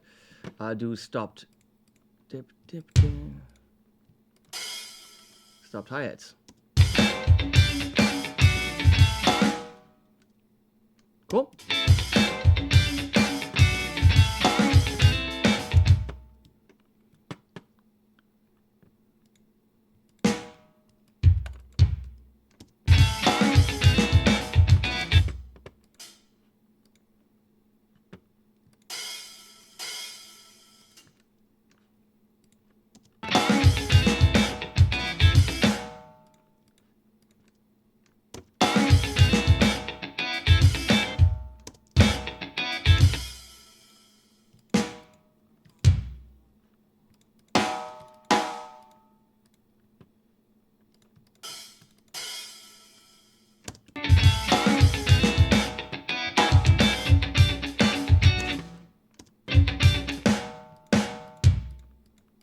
I mean, I'm of course overdoing it, but just as an idea.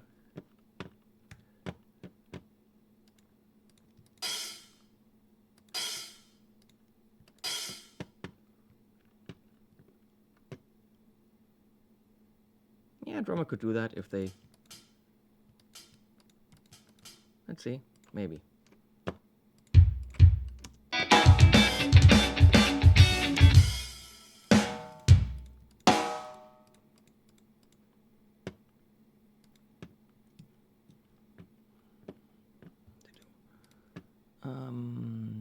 Sorry, I'm thinking.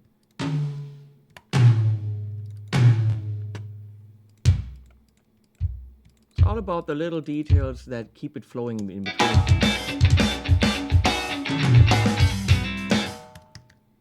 So, there you have a part that accompanies this funky thing very precisely, let's put it this way.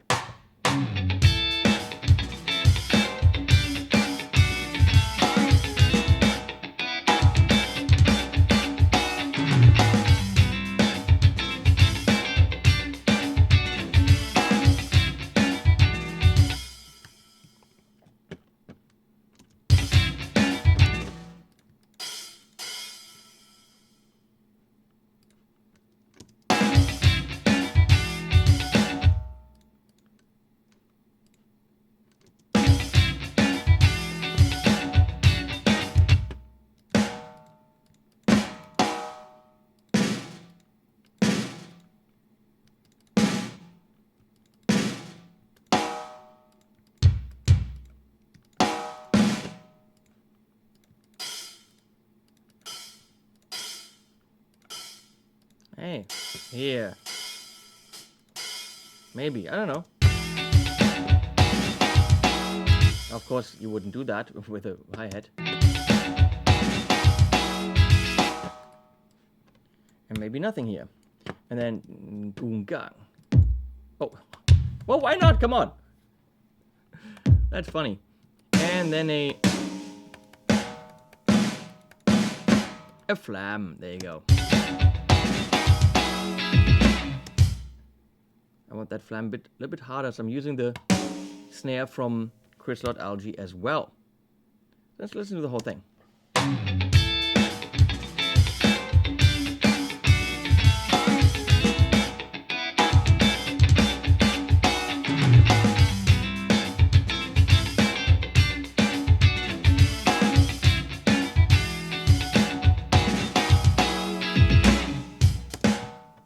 So now, where am I? Now, how fake is that? I mean, it's pretty damn fake. It's as fake as it gets. But how fake does it sound? If I now put a bass line on that and all that stuff. Because I'm pretty sure that most people, including Glenn, wouldn't be able to tell. Absolutely. In a metal context where most everything, I'm sorry to say this, but most everything, dynamics are greatly reduced in metal. You don't do a lot of details on the hi-hat. No, you don't. You don't do, there isn't a lot of detail and dynamics on the hi-hat. There isn't a lot of detail and dynamics on the snare. When it comes to metal, it's bold strokes, which is fine. But it's easier to do. And I'm pretty sure that in a lot of situations, Glenn, and I'll challenge him to that, and I have, wouldn't be able to tell the difference. He can tell the difference if it's badly done. Okay? If it's boom chuck, boom boom chuck, boom chuck, and you can tell on bad breaks, bad sounds, absolutely. But I don't think he can tell on something like this or on a metal track if I'm gonna give it to him. And we're gonna do this at some point. By the way, it is not the Rev Dynamis. In this case, it's the Rev Generator 100P.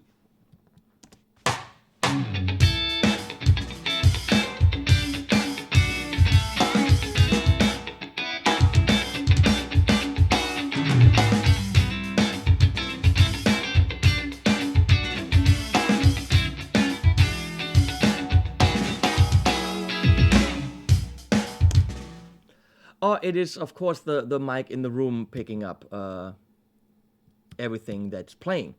That's why I'm uploading this later, where I'm cutting this stuff out. It's not ducked. So let me turn the mic off, and then you can tell.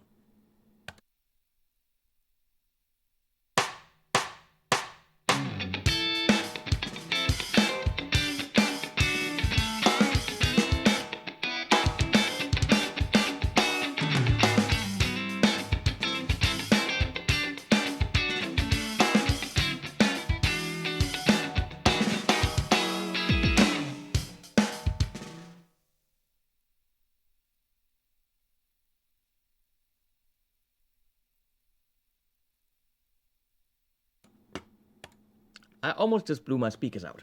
That was bad, because I pumped the signal into the room. So, let's talk about, let's get rid of this. Let's talk about how I'm mixing this. And let's get rid of this as well. And then we're done. Of course, there's a million more things we could talk about. We could talk, I mean, if you want more of this, we can talk about Kiko. We could talk about arranging. Could actually not talk about how I'm setting this up and mixing and the DAW. We could talk about music. We could talk about how am I approaching a certain part. The most difficult thing to program ever is subtle drums. Very, very difficult. Something with brushes, something that's laid back. The heavier it gets, the less dynamics you need, because anything quiet is not going to cut through the mix. So if you have metal, it is much easier. If we had something, again, super subtle, let me play you something. I don't know if does it work. It might. Wait. So if it's coming from the Mac, you'll be able to hear it now. Good. Somewhere is audio. Where's audio? Let's just not go to my porn folder. That would be bad. I don't have a porn folder. That's why it would be bad, because you people would be disappointed. Yeah, it's music. Okay, let's see.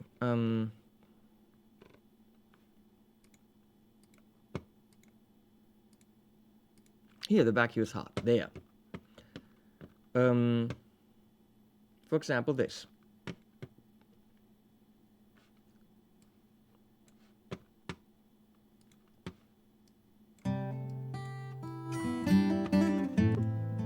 Looks like shooting stars falling from leads them to the ground. Will love lead us to a place called home? Will love lead us to a place called home?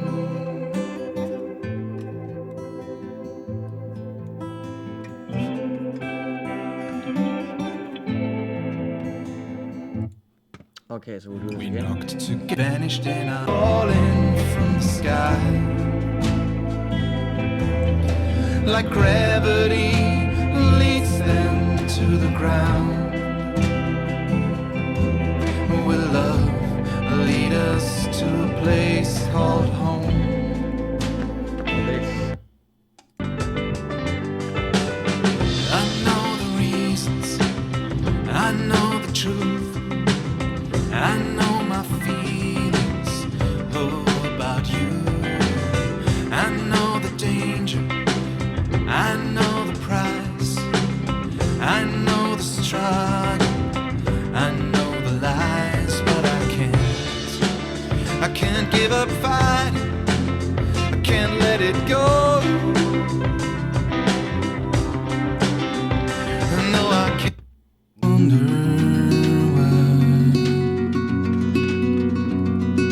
why all these good things we enjoy, we throw them away like a broken, boring toy. We won't forgive another one's mistake, won't fight to keep for what we once fought to take.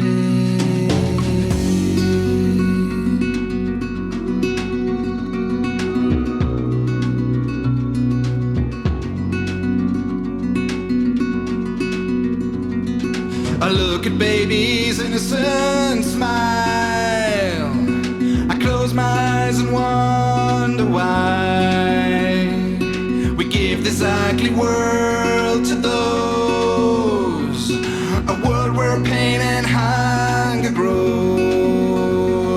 I wonder why, I wonder why. Oh, is this the end of scars?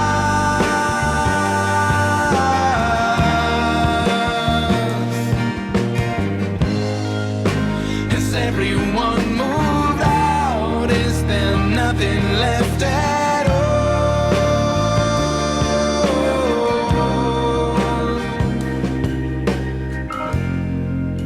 Am I the only one in this vacuous heart?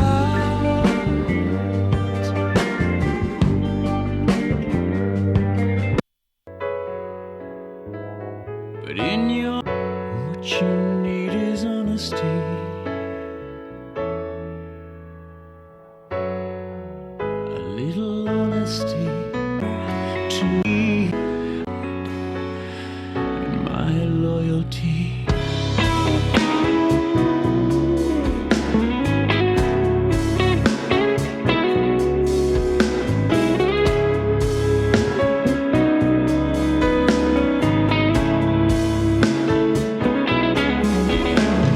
How could I offer you anything less?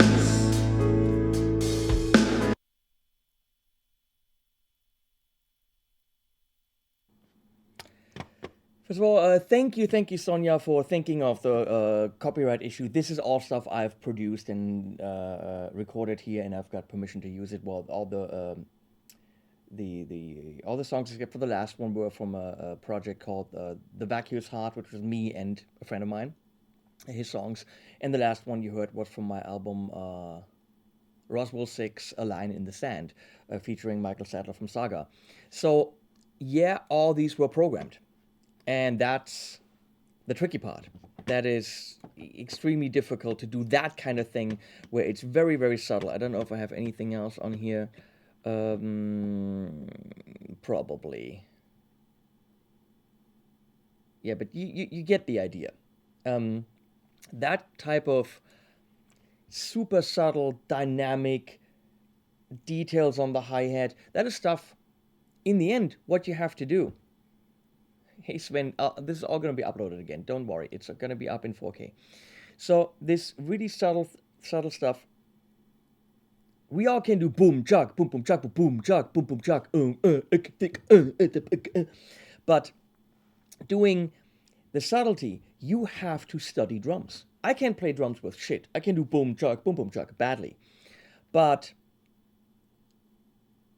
when you want to do stuff that a drummer can say, yeah, it'll require you to actually listen to drums, buy albums because of the drummer, watch drum DVDs, talk to drummers. Like, for example, when a drummer plays a flam, two sticks going flap, which of the two is the harder one?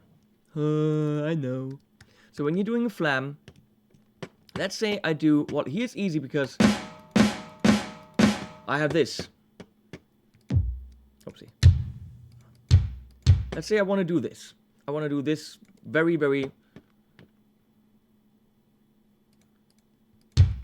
this very simple kind of groove. And I, of course, want to do it faster. I want to do it at 120.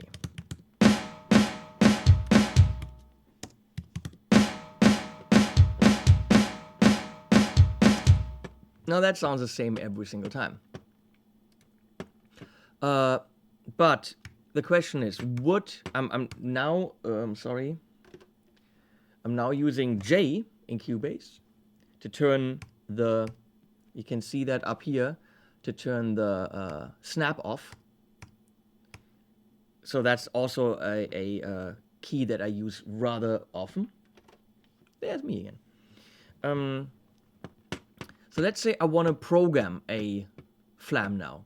Is it going to be this all the way and then quieter? So like this, which is a little bit purple.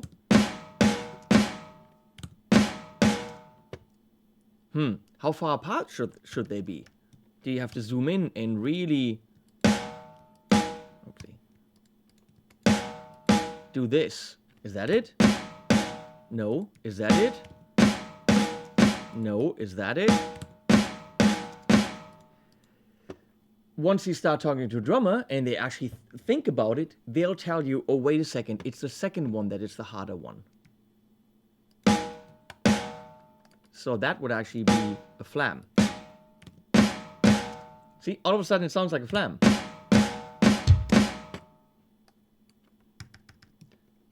This is also a cool groove.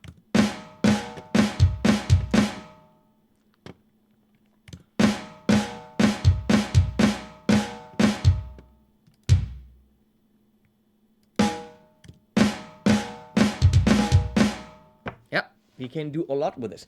Talking about something, thank you, Sonia. Talking about something that has a lot of power. One of my favorite songs of all times, Walking in Memphis.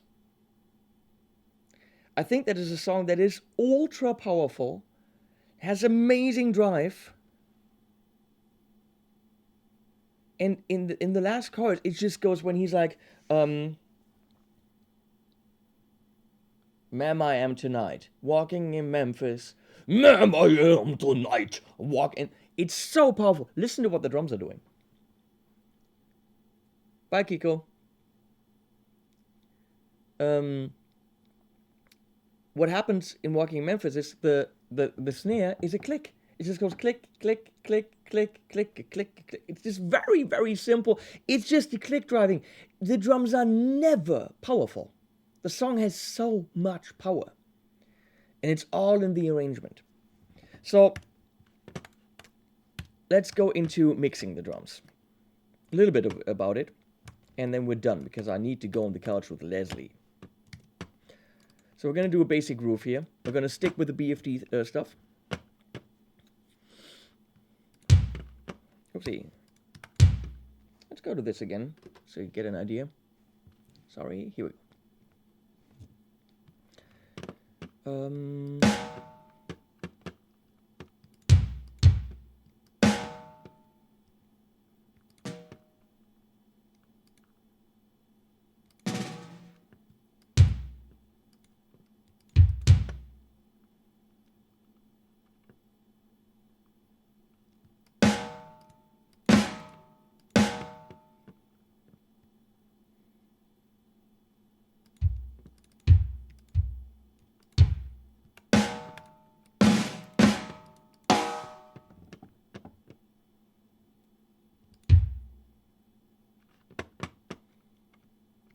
Let's do a hi-hat, why not?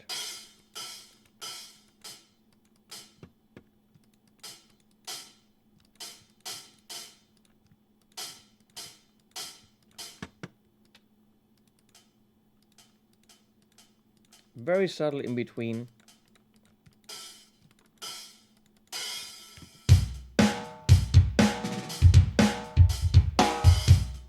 Ah, it's damn cool.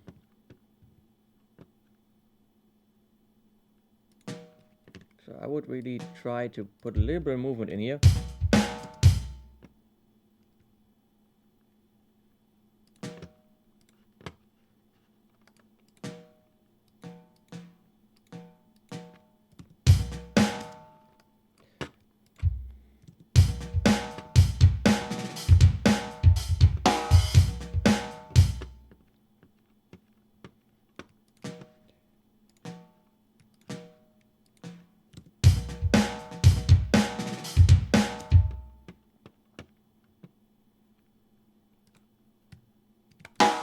That's kind of cool.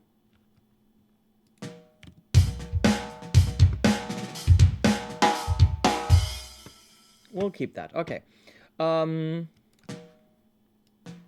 So one thing you can't do with this is put too much compression on the snare, because we already probably have too much, which is why these things in between have to be so incredibly quiet. I'm sorry. Which is when you want that snare in metal. You can't do all that stuff in between because every single detail will come up a lot. So subtler, more dynamic drums will require more dynamic mixing. So let's loop this thing. And we're going to look a little bit at my plugins. When you're doing drum programming, going right out of the box, meaning you have this SSD sampler, for example, you pick a preset, you pick the mixer preset, that can be okay, it'll get you there. Most of these things are meant exactly for that, which means you pick a preset, you program, and it's halfway okay. A lot of them will not sound good. So I want the control, which is why in BFD I have, oops, that's the wrong one. I have spent years. I started with BFD 1 in 2005. To BFD 2, BFD 3. So I've spent literally years figuring out the little balances of the overheads and how much do I have to damp it, how much bleed do I want. I don't want bleed on the kick and the snare at all. I want to be able to treat them individually. Halfway okay is a good band name, that is. So okay, let's look at the mix. I'm treating this like an actual drum kit. So I have overheads, room, ambient. Toms, no cymbals. Cymbals are down. No one's ever miking individual cymbals. It's completely asinine to mic individual cymbals. So what do? You mic overheads.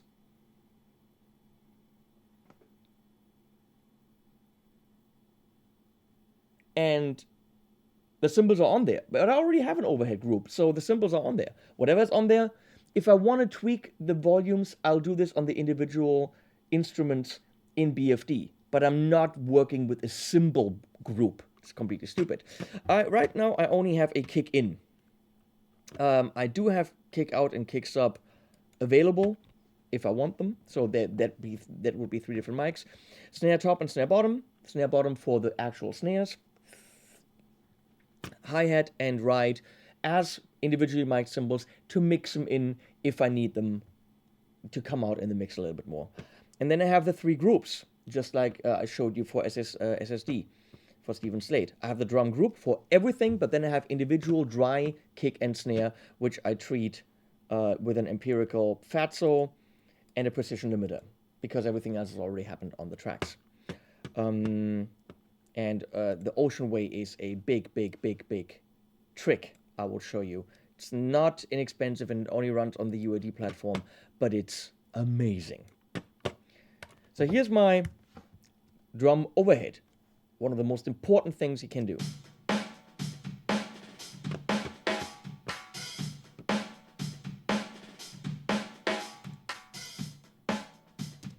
I just turned the Ocean Way off.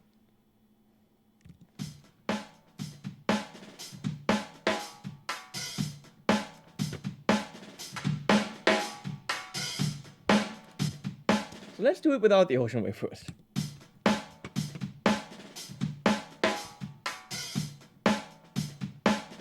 If you heard that, you'd think it's a real drummer. Come on. This would fool most people.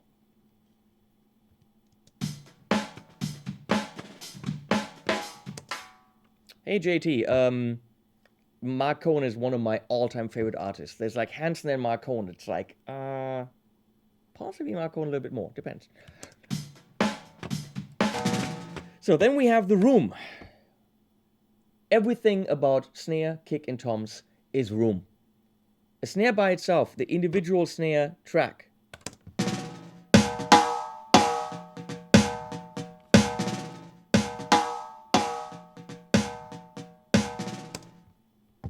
is nothing without the actual room. So room is everything. And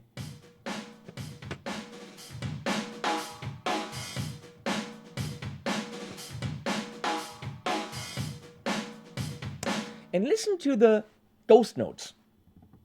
They're totally balanced. The only reason why they're sticking out too much is because I'm compressing the shit out of the snare. That's why they stick out too much and sound artificial. But listen to the room sound.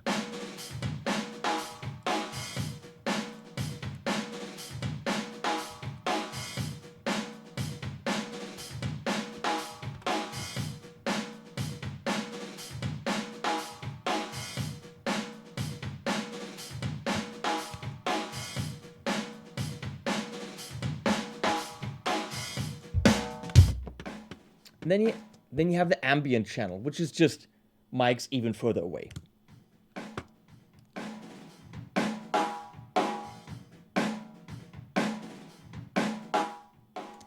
So I treat all these the same.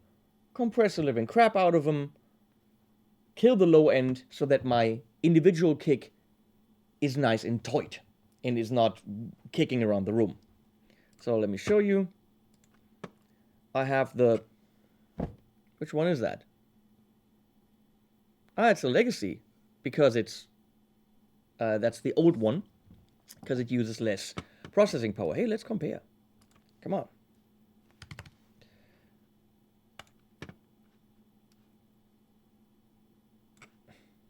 So that's the new one, the highly improved one. Let's set it up the same way. It's compressing like fucking crazy. So this is the one I'm using now.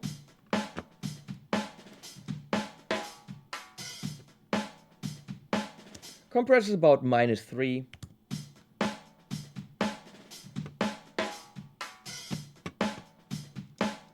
So here, by peak reduction, you set how much it's compressing. You check in gain reduction.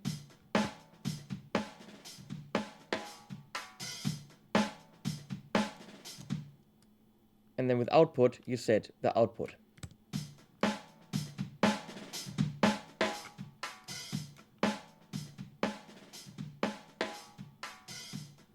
Snare comes out nice if you compress more.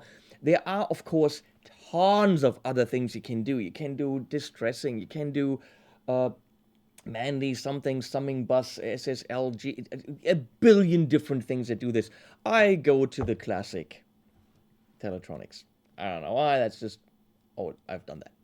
I'm trying to reduce my options to 3-4 compressors. I probably have 100. You're not making music if you're going through 100 compressors to find the right compressor for your overhead group, okay?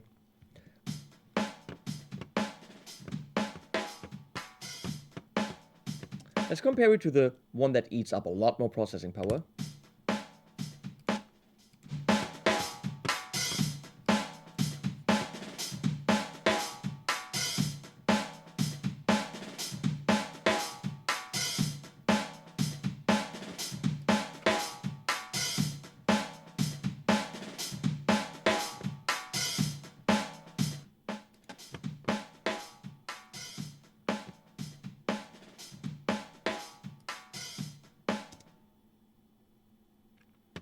We're gonna use the new one. It eats up a lot of processing power, but holy crap, it's just, it reacts faster. It's a completely different beast.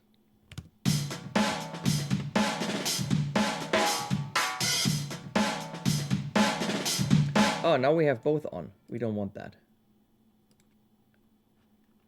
We're gonna kill this one. Bye-bye.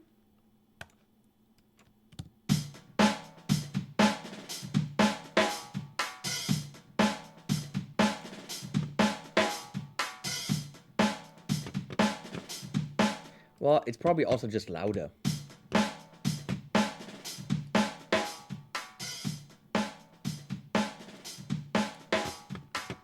So, and then I've got a 1073.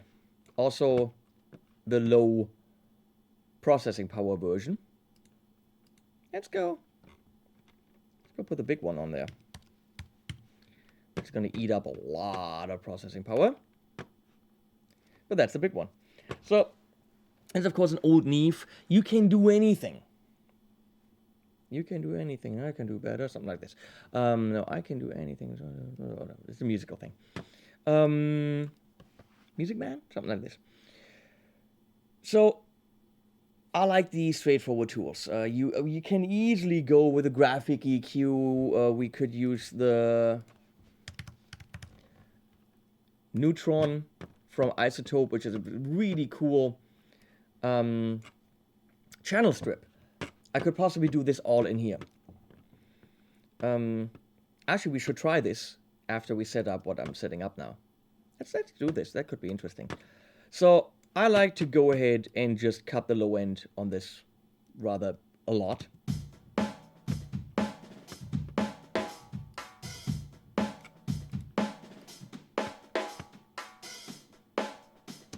$300 is a little bit much.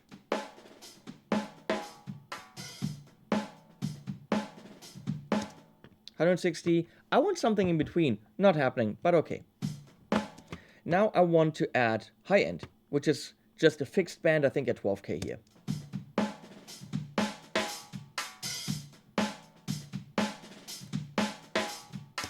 But that's where it's at. That's what we're talking about for overheads. I might even go...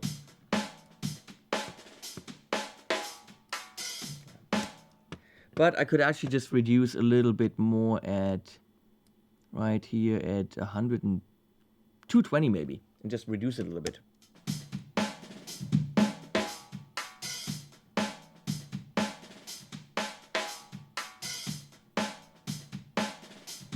Yep, that's what I want.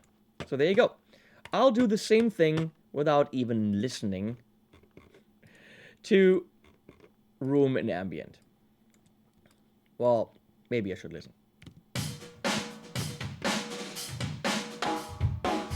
So that's room without EQ.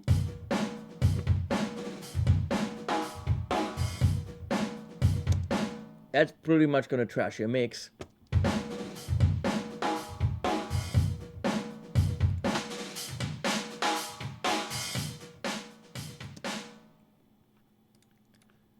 And again, I mean, this is eating shit tons of processing power, but I got 18 UAD cores, so I'm pretty sure.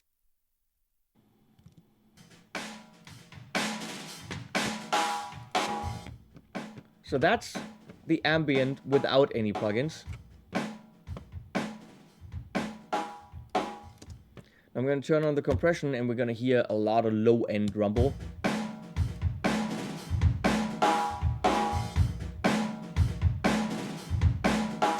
Which can be cool if you're doing like a fuzz track and a and you want you want really massive kick. If you want detail, you need to keep it clean in the low end.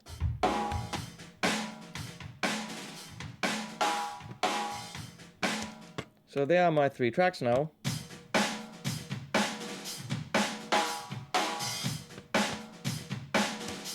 So let's do this. Let's turn these off. I'm gonna go to Neutron, because I just learned what it does.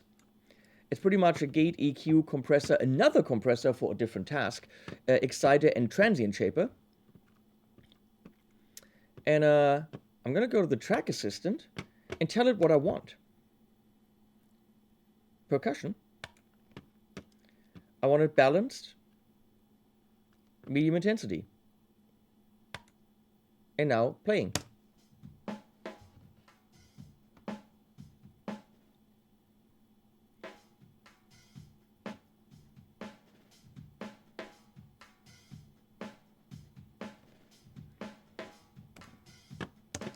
And now it pretty much did something based on what it heard, which you can tweak.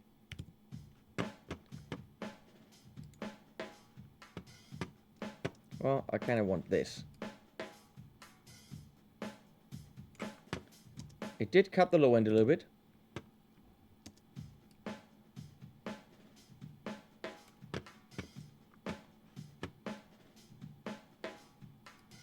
It decided to put the exciter before the compressor. Very interesting.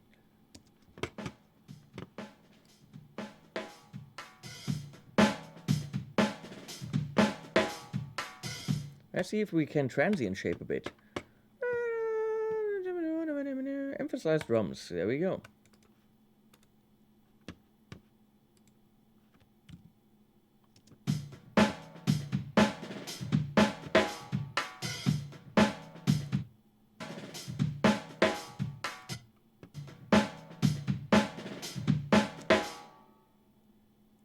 Vicky loves me. I love you back, Vicky.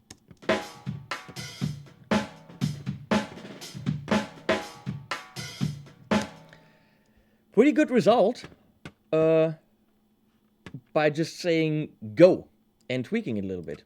We have, it's not a multi-band compressor. Might make sense to do this multi-band.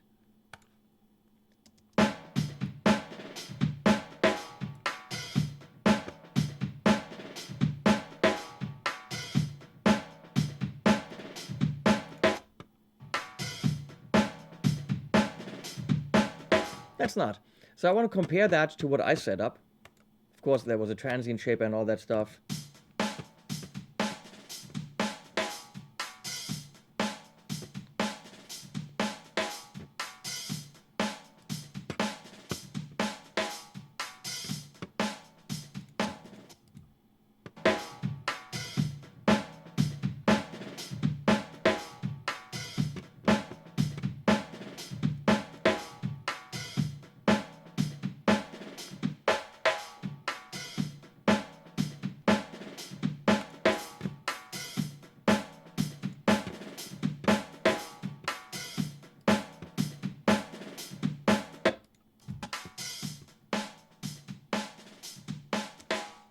Why does mine sound so crappy now? Is Neutron that much better? What the crap?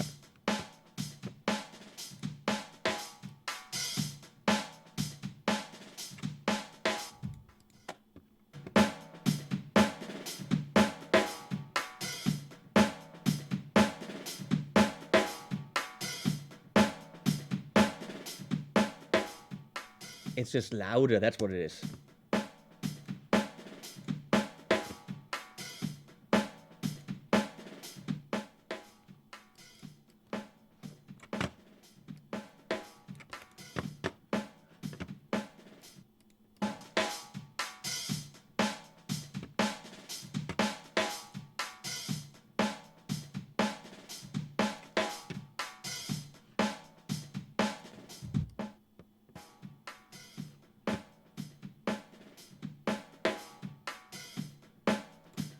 Neutron is doing a pretty damn good job as a channel strip, just nailing it. Pretty damn cool. In automatic mode. So that's recommended. Get Neutron, put it on everything. It's $249 for the channel strip. Thank you, Mark. So here we go. We have these three done. And of course it sounds thin in the bass. Looking at the toms, I have, oh, that's an 1176. Of course, we don't have any toms here. And I have, again, a Neve with a little bit more. I'm taking some, I'm adding some, I'm taking some 560 out. I'm adding 190 and 3.3 kilohertz for some peak. So, interesting is, of course, the kick. Let's look at that. So this is no plugins.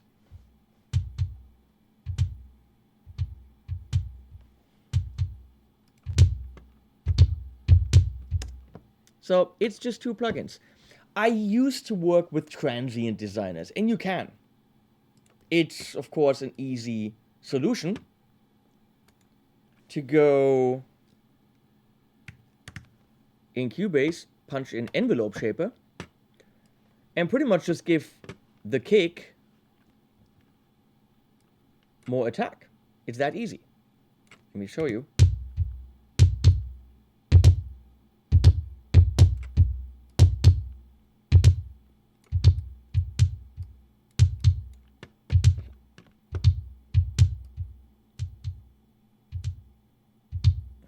Of course, you can also make it longer.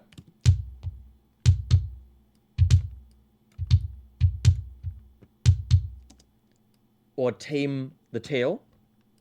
These are all penis jokes, people. Very cool is also the in Cubase the multiband envelope shaper, where it's doing that, but for the individual frequencies. A bitch to set up, of course, if you don't know what you're doing. Acoustic kick tight. There we go.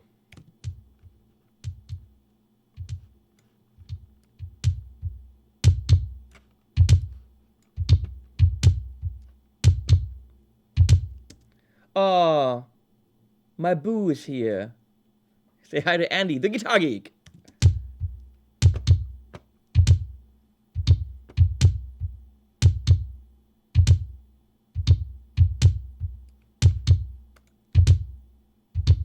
So do we need it? I mean, it's doing multi-band magic. It's adding a little bit more kick. I'd rather not fuck up the acoustic kick I have.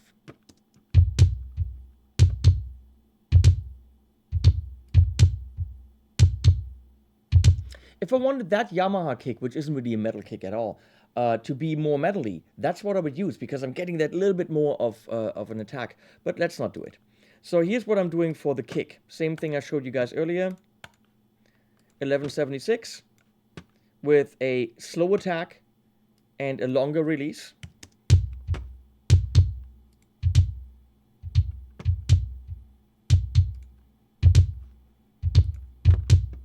Compress about -7 dB.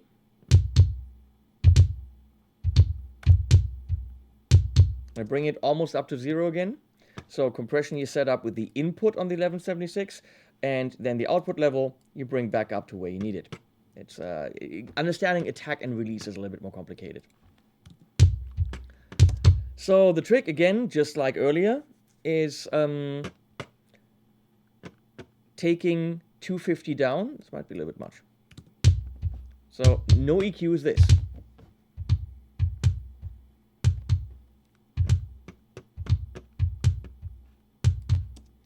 And the boxy thing comes from the 250.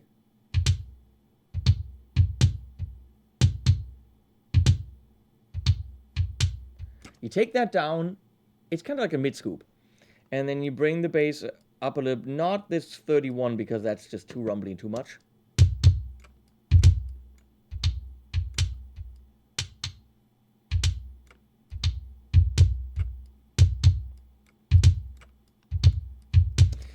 Why am I using a this thing, a graphic EQ? Well, the reason is very simple.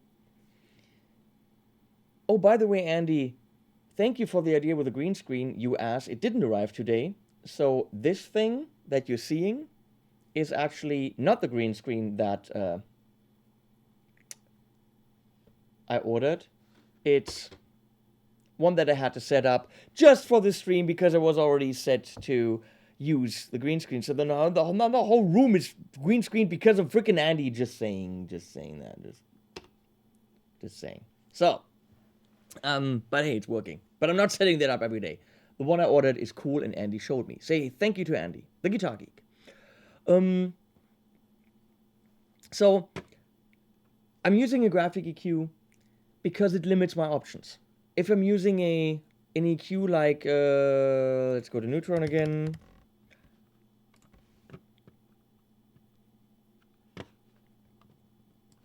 Thank you, Sonia. So if I go here, I have the possibility of 8 bands plus low and high band pass and cues and and you will have option paralysis, and you will end up with a kick drum that is just like surgically altered to be something that blah. It just is too much possibilities, if you ask me. So those EQs have a reason to be. I like this graphic EQ because it gives me the bands that are there in the queue that they have, and that's it. So I'll add a little bit here, take some 250 out, and give it clickiness right there.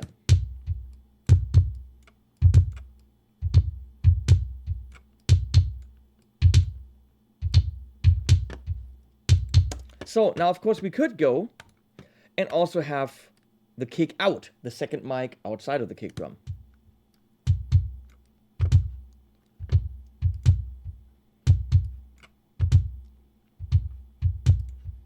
It usually doesn't give me anything I'd need.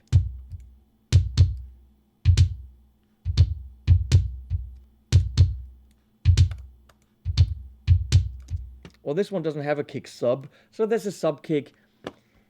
The bass is actually doing all that really low stuff. The kick drum shouldn't be. If it's a good arrangement, the kick gives the impulse, the bass gives the bass frequencies, the guitar gives the distortion. All together, awesome. Or le awesome, as they say in French. So let's go to the snare.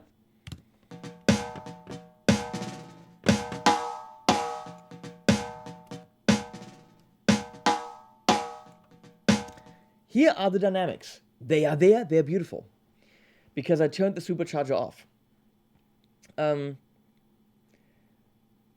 As soon as it's on, it gets unnatural dynamics. So let's say I'm using an 1176. Mono, yes. Revision E. Here, our good friend.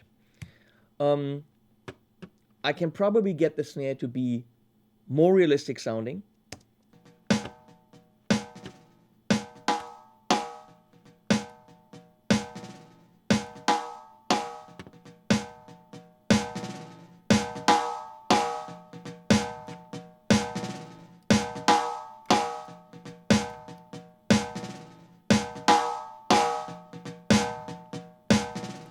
So if I have the release over here on the between 5 and 7, the snare is going to has a longer tail.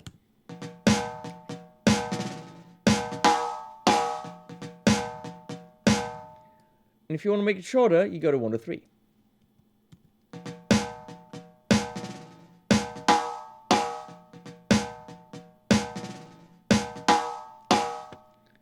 So here, this can't squish it and kill it as much as the supercharger. This is an older style, vintagey kind of compressor. So if I put this in context,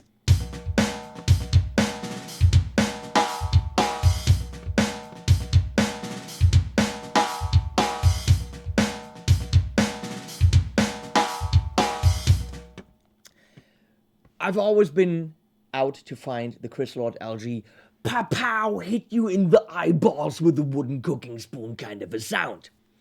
And in my search for that, I found the Supercharger GT. It is inexpensive, will give you that distressor sound. Now, of course, we have a distressor from Universal Audio, but this one anyone can buy, and it's under $100. It's a great compressor. And but it, on the setting that I have it on, it pretty much squishes everything, kills dynamics quite a bit, but has this insane attack.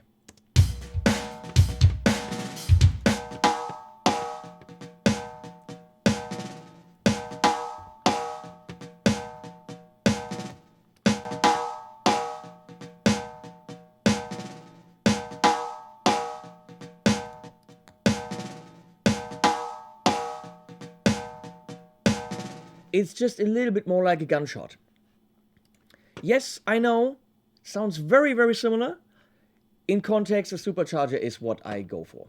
Even now that I have the distressor, I just know how to set it up. You set it up by opening it, supercharger, presets, snare, and you're done.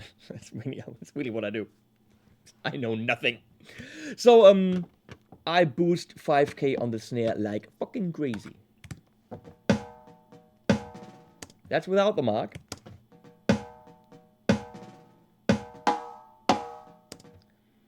Eperon. Watch this from the beginning when I upload it sometime next week or whenever. We can't go through everything again, but it's all there in beautiful 4K. So as you can see, I'm killing pretty much all the low end here. I'm adding 160 for some of this, some bitiness at 2.5, and then a lot shelf from 5K on.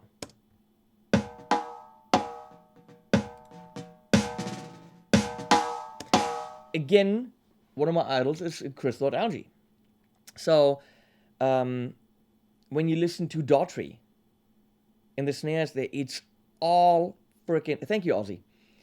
It's all freaking high end, and it's beautiful.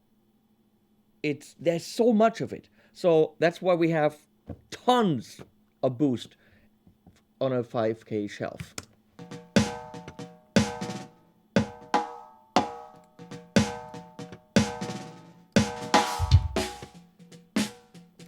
The bottom is traditionally, I have an LA3A on here, don't ask me why.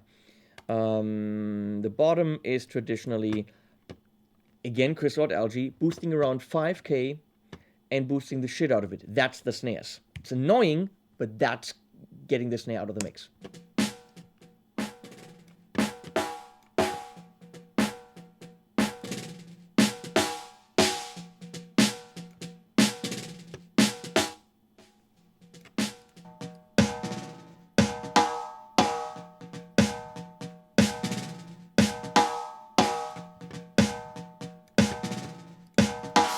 So hi-hat, I'm compressing a bit. I don't know if that's a good idea. And I'm adding, I'm cutting bass and I'm adding high end with the Neve.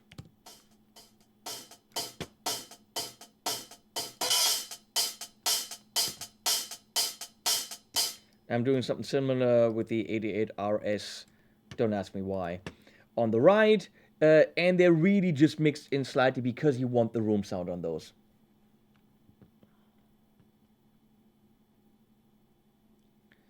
You're right, UA stuff is expensive as a toy, but it is the best shit that's out there.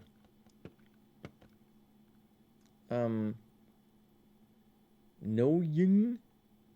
What are you talking about? What's no Ying? What?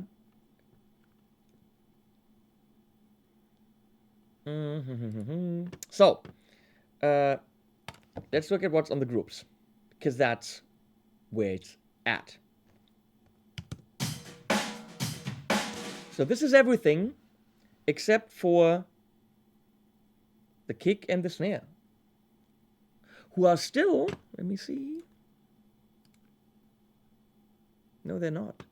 They used to go to the drum group a little bit. I did parallel compression or New York style compression. But I'm not doing that anymore. Well, fuck it then. So I have a Vertigo on here, which is not the UA version. That's actually the Plugin Alliance version. Brainworks programs it. Available at Plugin Alliance. You can. It's $300. You can get that right before Christmas in their advent calendar for about not a lot.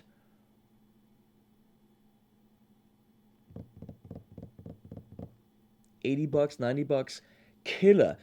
Universal Audio also says it for $300 for their system, but it's the same damn plugin. So buy it natively. You don't need UAD for it, and it's an amazing compressor. I use it for guitars, and I use it for the drum bus right here.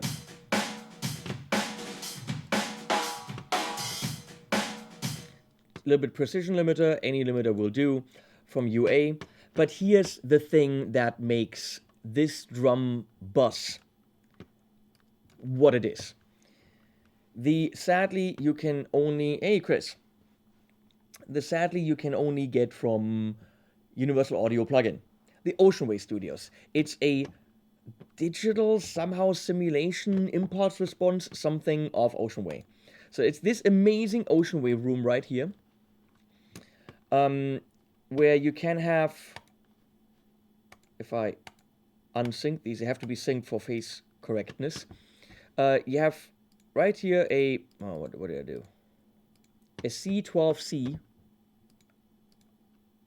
Did I have O? C12AC. No, I had C12C. 4 different mics, as you can see here. And it depends on what instrument we're talking about. And you can move them back and forth. So move these relatively close to have a close mic in situation. But then you have other mics for the middle distance. And I'm using U67s, and there's a whole bunch of other ones for in the back a little bit wider. And then you click these, and they will be phase aligned. And you can, of course, do things like high pass, low pass, whatever. And then you mix the near, the mid, and the far mics.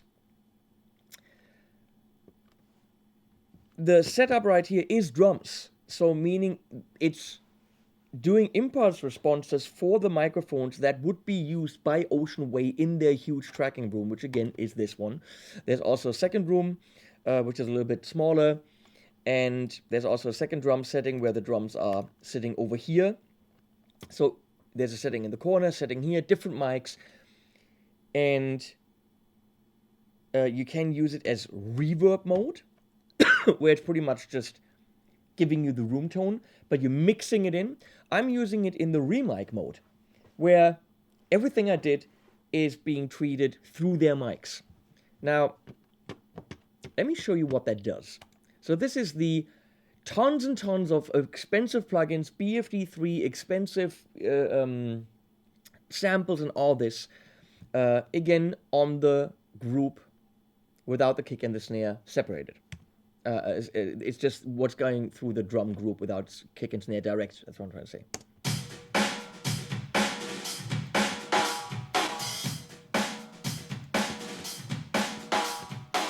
So that's off.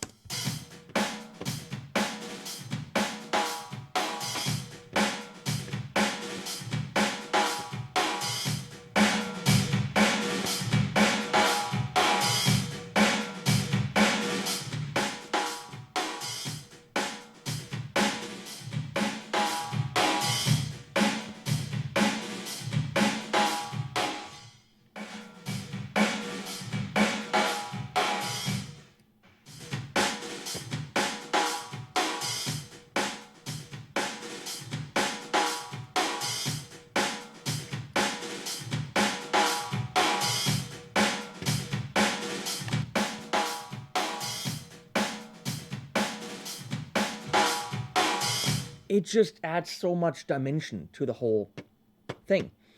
So my kick, which is really just one channel here, is going into the kick group with the fatso on it, where I go to harmonic gen, it's just a preset, but I do click one time on the comp button, and then of course set up the input level.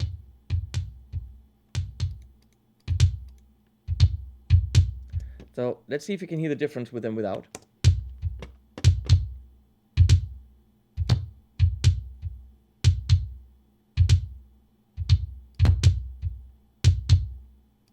It's a huge difference. Well, it isn't, but it makes a difference. And then I have a limiter just to tame it. Limits a tiny bit. I do exactly the same thing on the snare.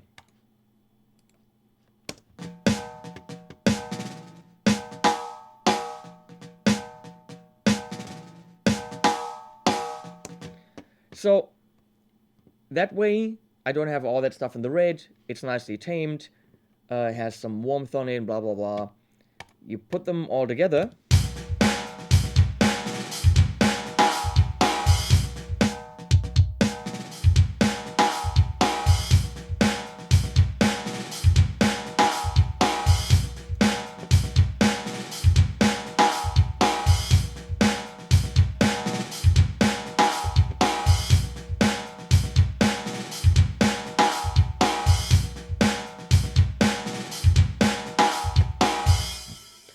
And that's pretty much it. Now, of course, again, I can bring in the Stephen Slate, but I'm mixing it the same way, or, well, a little bit more metalish.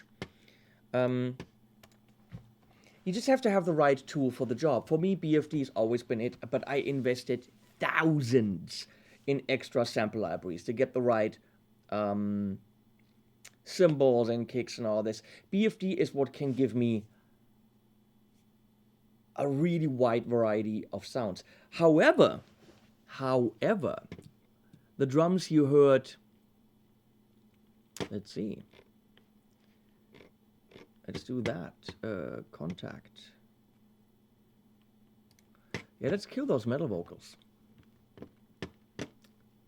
The drums you heard on that acoustic music was actually from Native Instruments. I mean, if you're into arranging, writing songs, any of that stuff, get yourself Native Instruments Complete.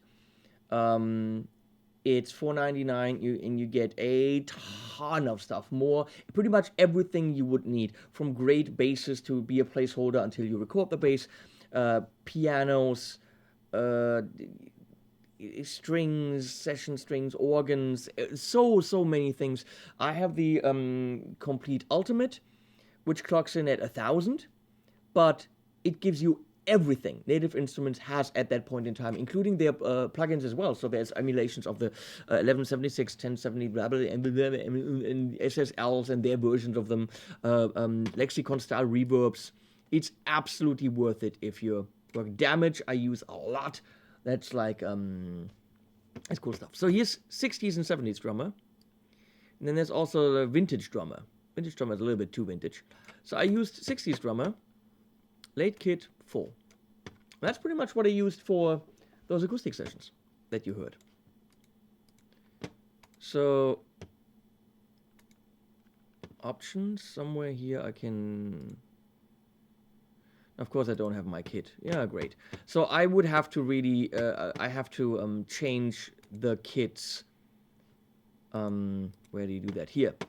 You have to go, hit it, and then select by MIDI, blah, blah, blah. We can talk about that at some other point if you're interested in how to set up. 50% off. That's a good deal.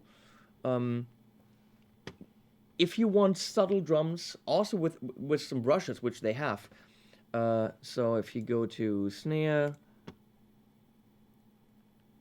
towel on it. Well, on this one you don't have brushes. It's just beautiful, beautiful, vintagey sounding stuff. And on the mixer, it actually is like a vintage mixer. Meaning you can't do a lot. Oh, where is it? Tape, comp. So I actually mixed that stuff not the way that you heard it, not the way that we just went through it. I mixed those songs in here and had them come out in stereo because I said I don't want all the control because then I'm not doing what they would have done back in the day. So I can absolutely highly recommend for subtle drums, for just a little bit of just that feel of, you know, 1 or 2 mics in the room. The Native Instrument stuff is great. So, wait, there was one other thing I wanted to talk about. Yeah, the 50s drummer, exactly. Wait, let's kill this.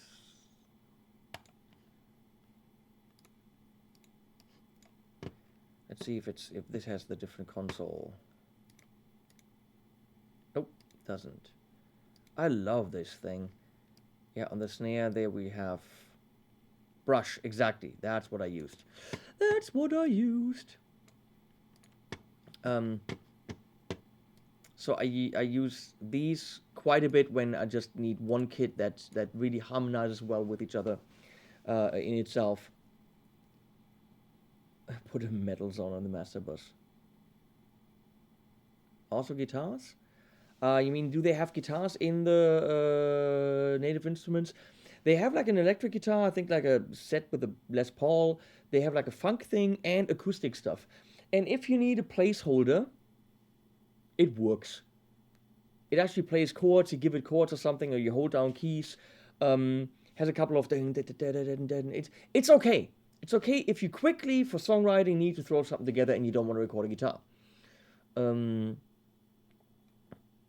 So obviously we want to record guitars, but it's a cool placeholder for songwriting purposes. What else? What else? What else? There's so much more when it comes to drums. Let's say we're done and we're gonna do a repeat of this when you have more questions, and maybe go into some artificial drums, go into battery. This battery is phenomenal on what you can do with artificial drums and really squeeze them and do stuff with them. Maybe taking a loop from Damage, which, let me show you what Damage sounds like. You've heard it on tons of my tracks. Action Strikes I've also started using. Where's Damage? Here, Damage.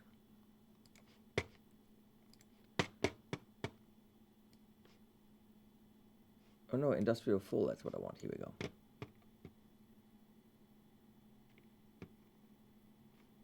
So,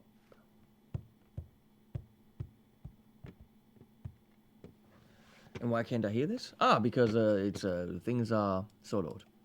So here, that's Damage.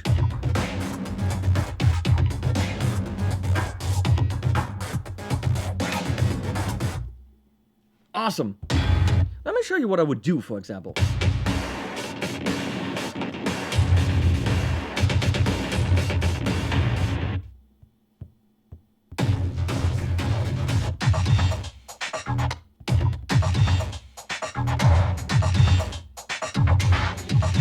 That's awesome, so we're gonna take that. These things are so freaking inspiring. Or le inspiring, as they say in French. It's now, of course, synced to my tempo, but that's cool.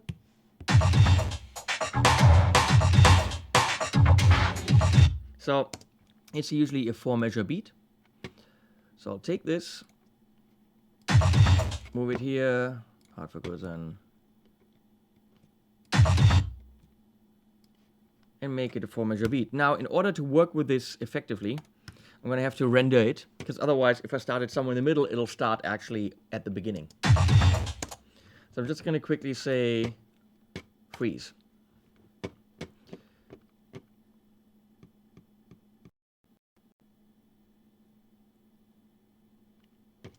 As an arrangement video would be cool. I would show you quickly how I would use this as a starting point and then get a little bit creative with it. So we still should have my really punchy Chris Lord Algae sounds in here. So I'm gonna use those.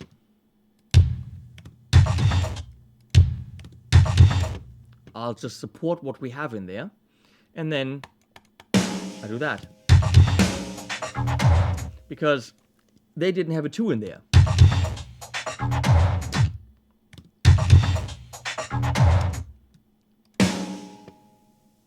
Maybe even...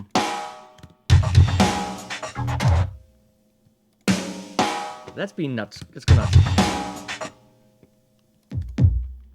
And something from battery.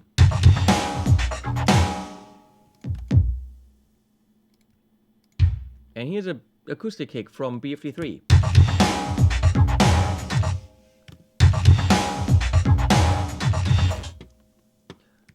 So I'm adding this in between theirs.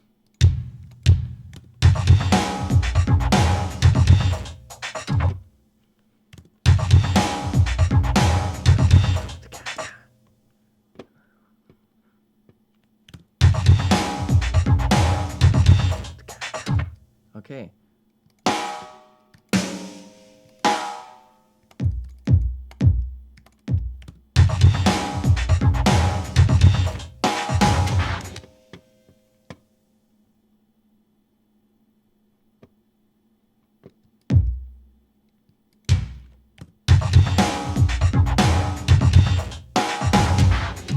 That's kind of stupid.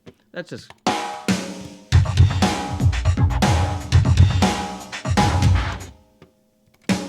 That could be cool. Yeah, let's do that.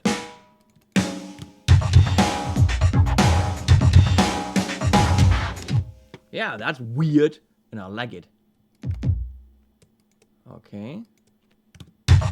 So, we already have tons of stuff. Do we need to hire or something? No, that's what this thing's doing for me.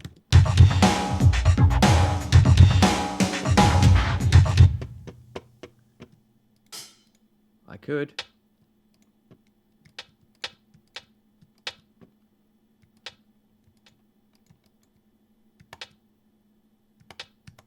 offbeats.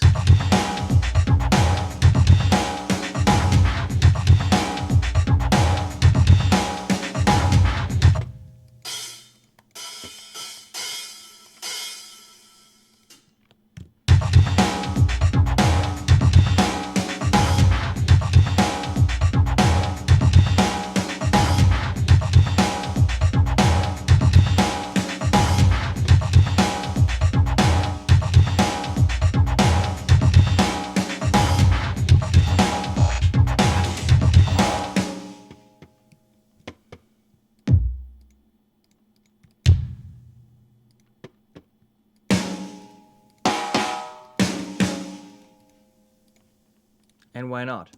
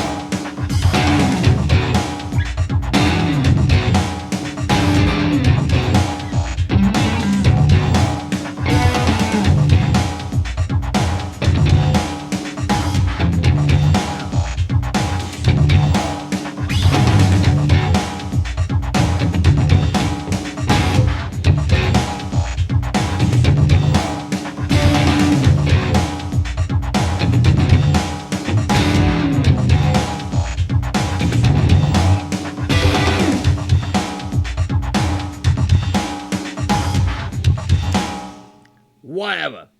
So, there's crystal geology, Stephen Slate, kick and snare. There's battery here, and BFD, and also Invisible McMall. Yeah. Hey, Vasils. And then, of course, the damage as the instigator of the idea. So if I wanted to, obviously, I can go ahead and take damage down.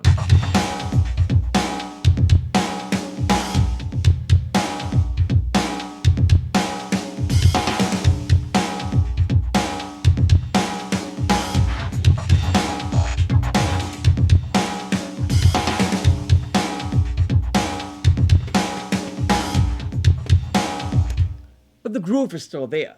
So using loops can be very inspiring. I don't just want to use a loop, throw it in there, and say, I'm done. Oh, no, what I want to talk about, using built-in grooves from libraries, but we'll talk about that next time. Like if I have this, I go to the groove editor, no groove selected. Oh, browse grooves.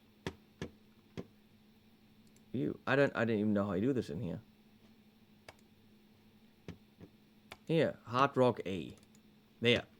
Well, there's a similar editor, and I think I can take this and... No? Well, how do I... What? I don't even know how this works in here. But apparently you can go and you can take this, edit in here, and then throw it, take it somehow out of this. I think in Steven Slate it works the same way. I'm pretty sure I heard Pete Thorne saying that that's what he does. So if we have rock, chorus 1, bam.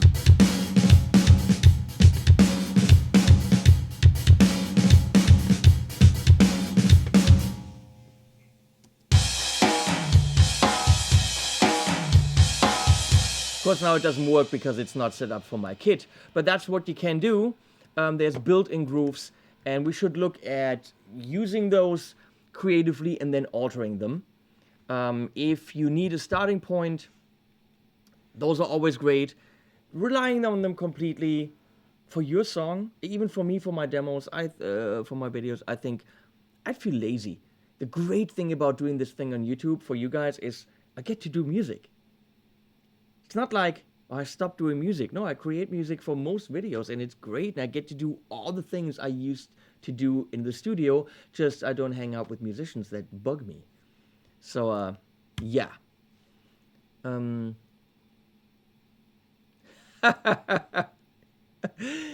True, Tom. That's funny. And thank you very much. So, we're going to stop this here. Woo! Thank you for watching by now, probably for 3 hours, for a reason that I don't know why. I'm going to put this up as a edited file, just higher resolution and a little bit better audio so that the mic isn't always in there. I'm going to automate that. I'm not going to spend hours on it. And thank you, Sonia, for moderating for me. Obviously, when I'm doing this, I can't always look in the stream. Thank you, guys, for hanging out. I know there was a soccer game on, or football as it's actually called. Thank you. I'm gonna go on the couch now. I told Leslie I'd be there an hour ago, and I lied, because I'm a stinking liar. So, thanks for watching. You guys rule. No animal at the end, because I don't have any here. They're all at Leslie's. So, I'm out. You guys are out. Have a good Saturday night. We can do this with any topic you want.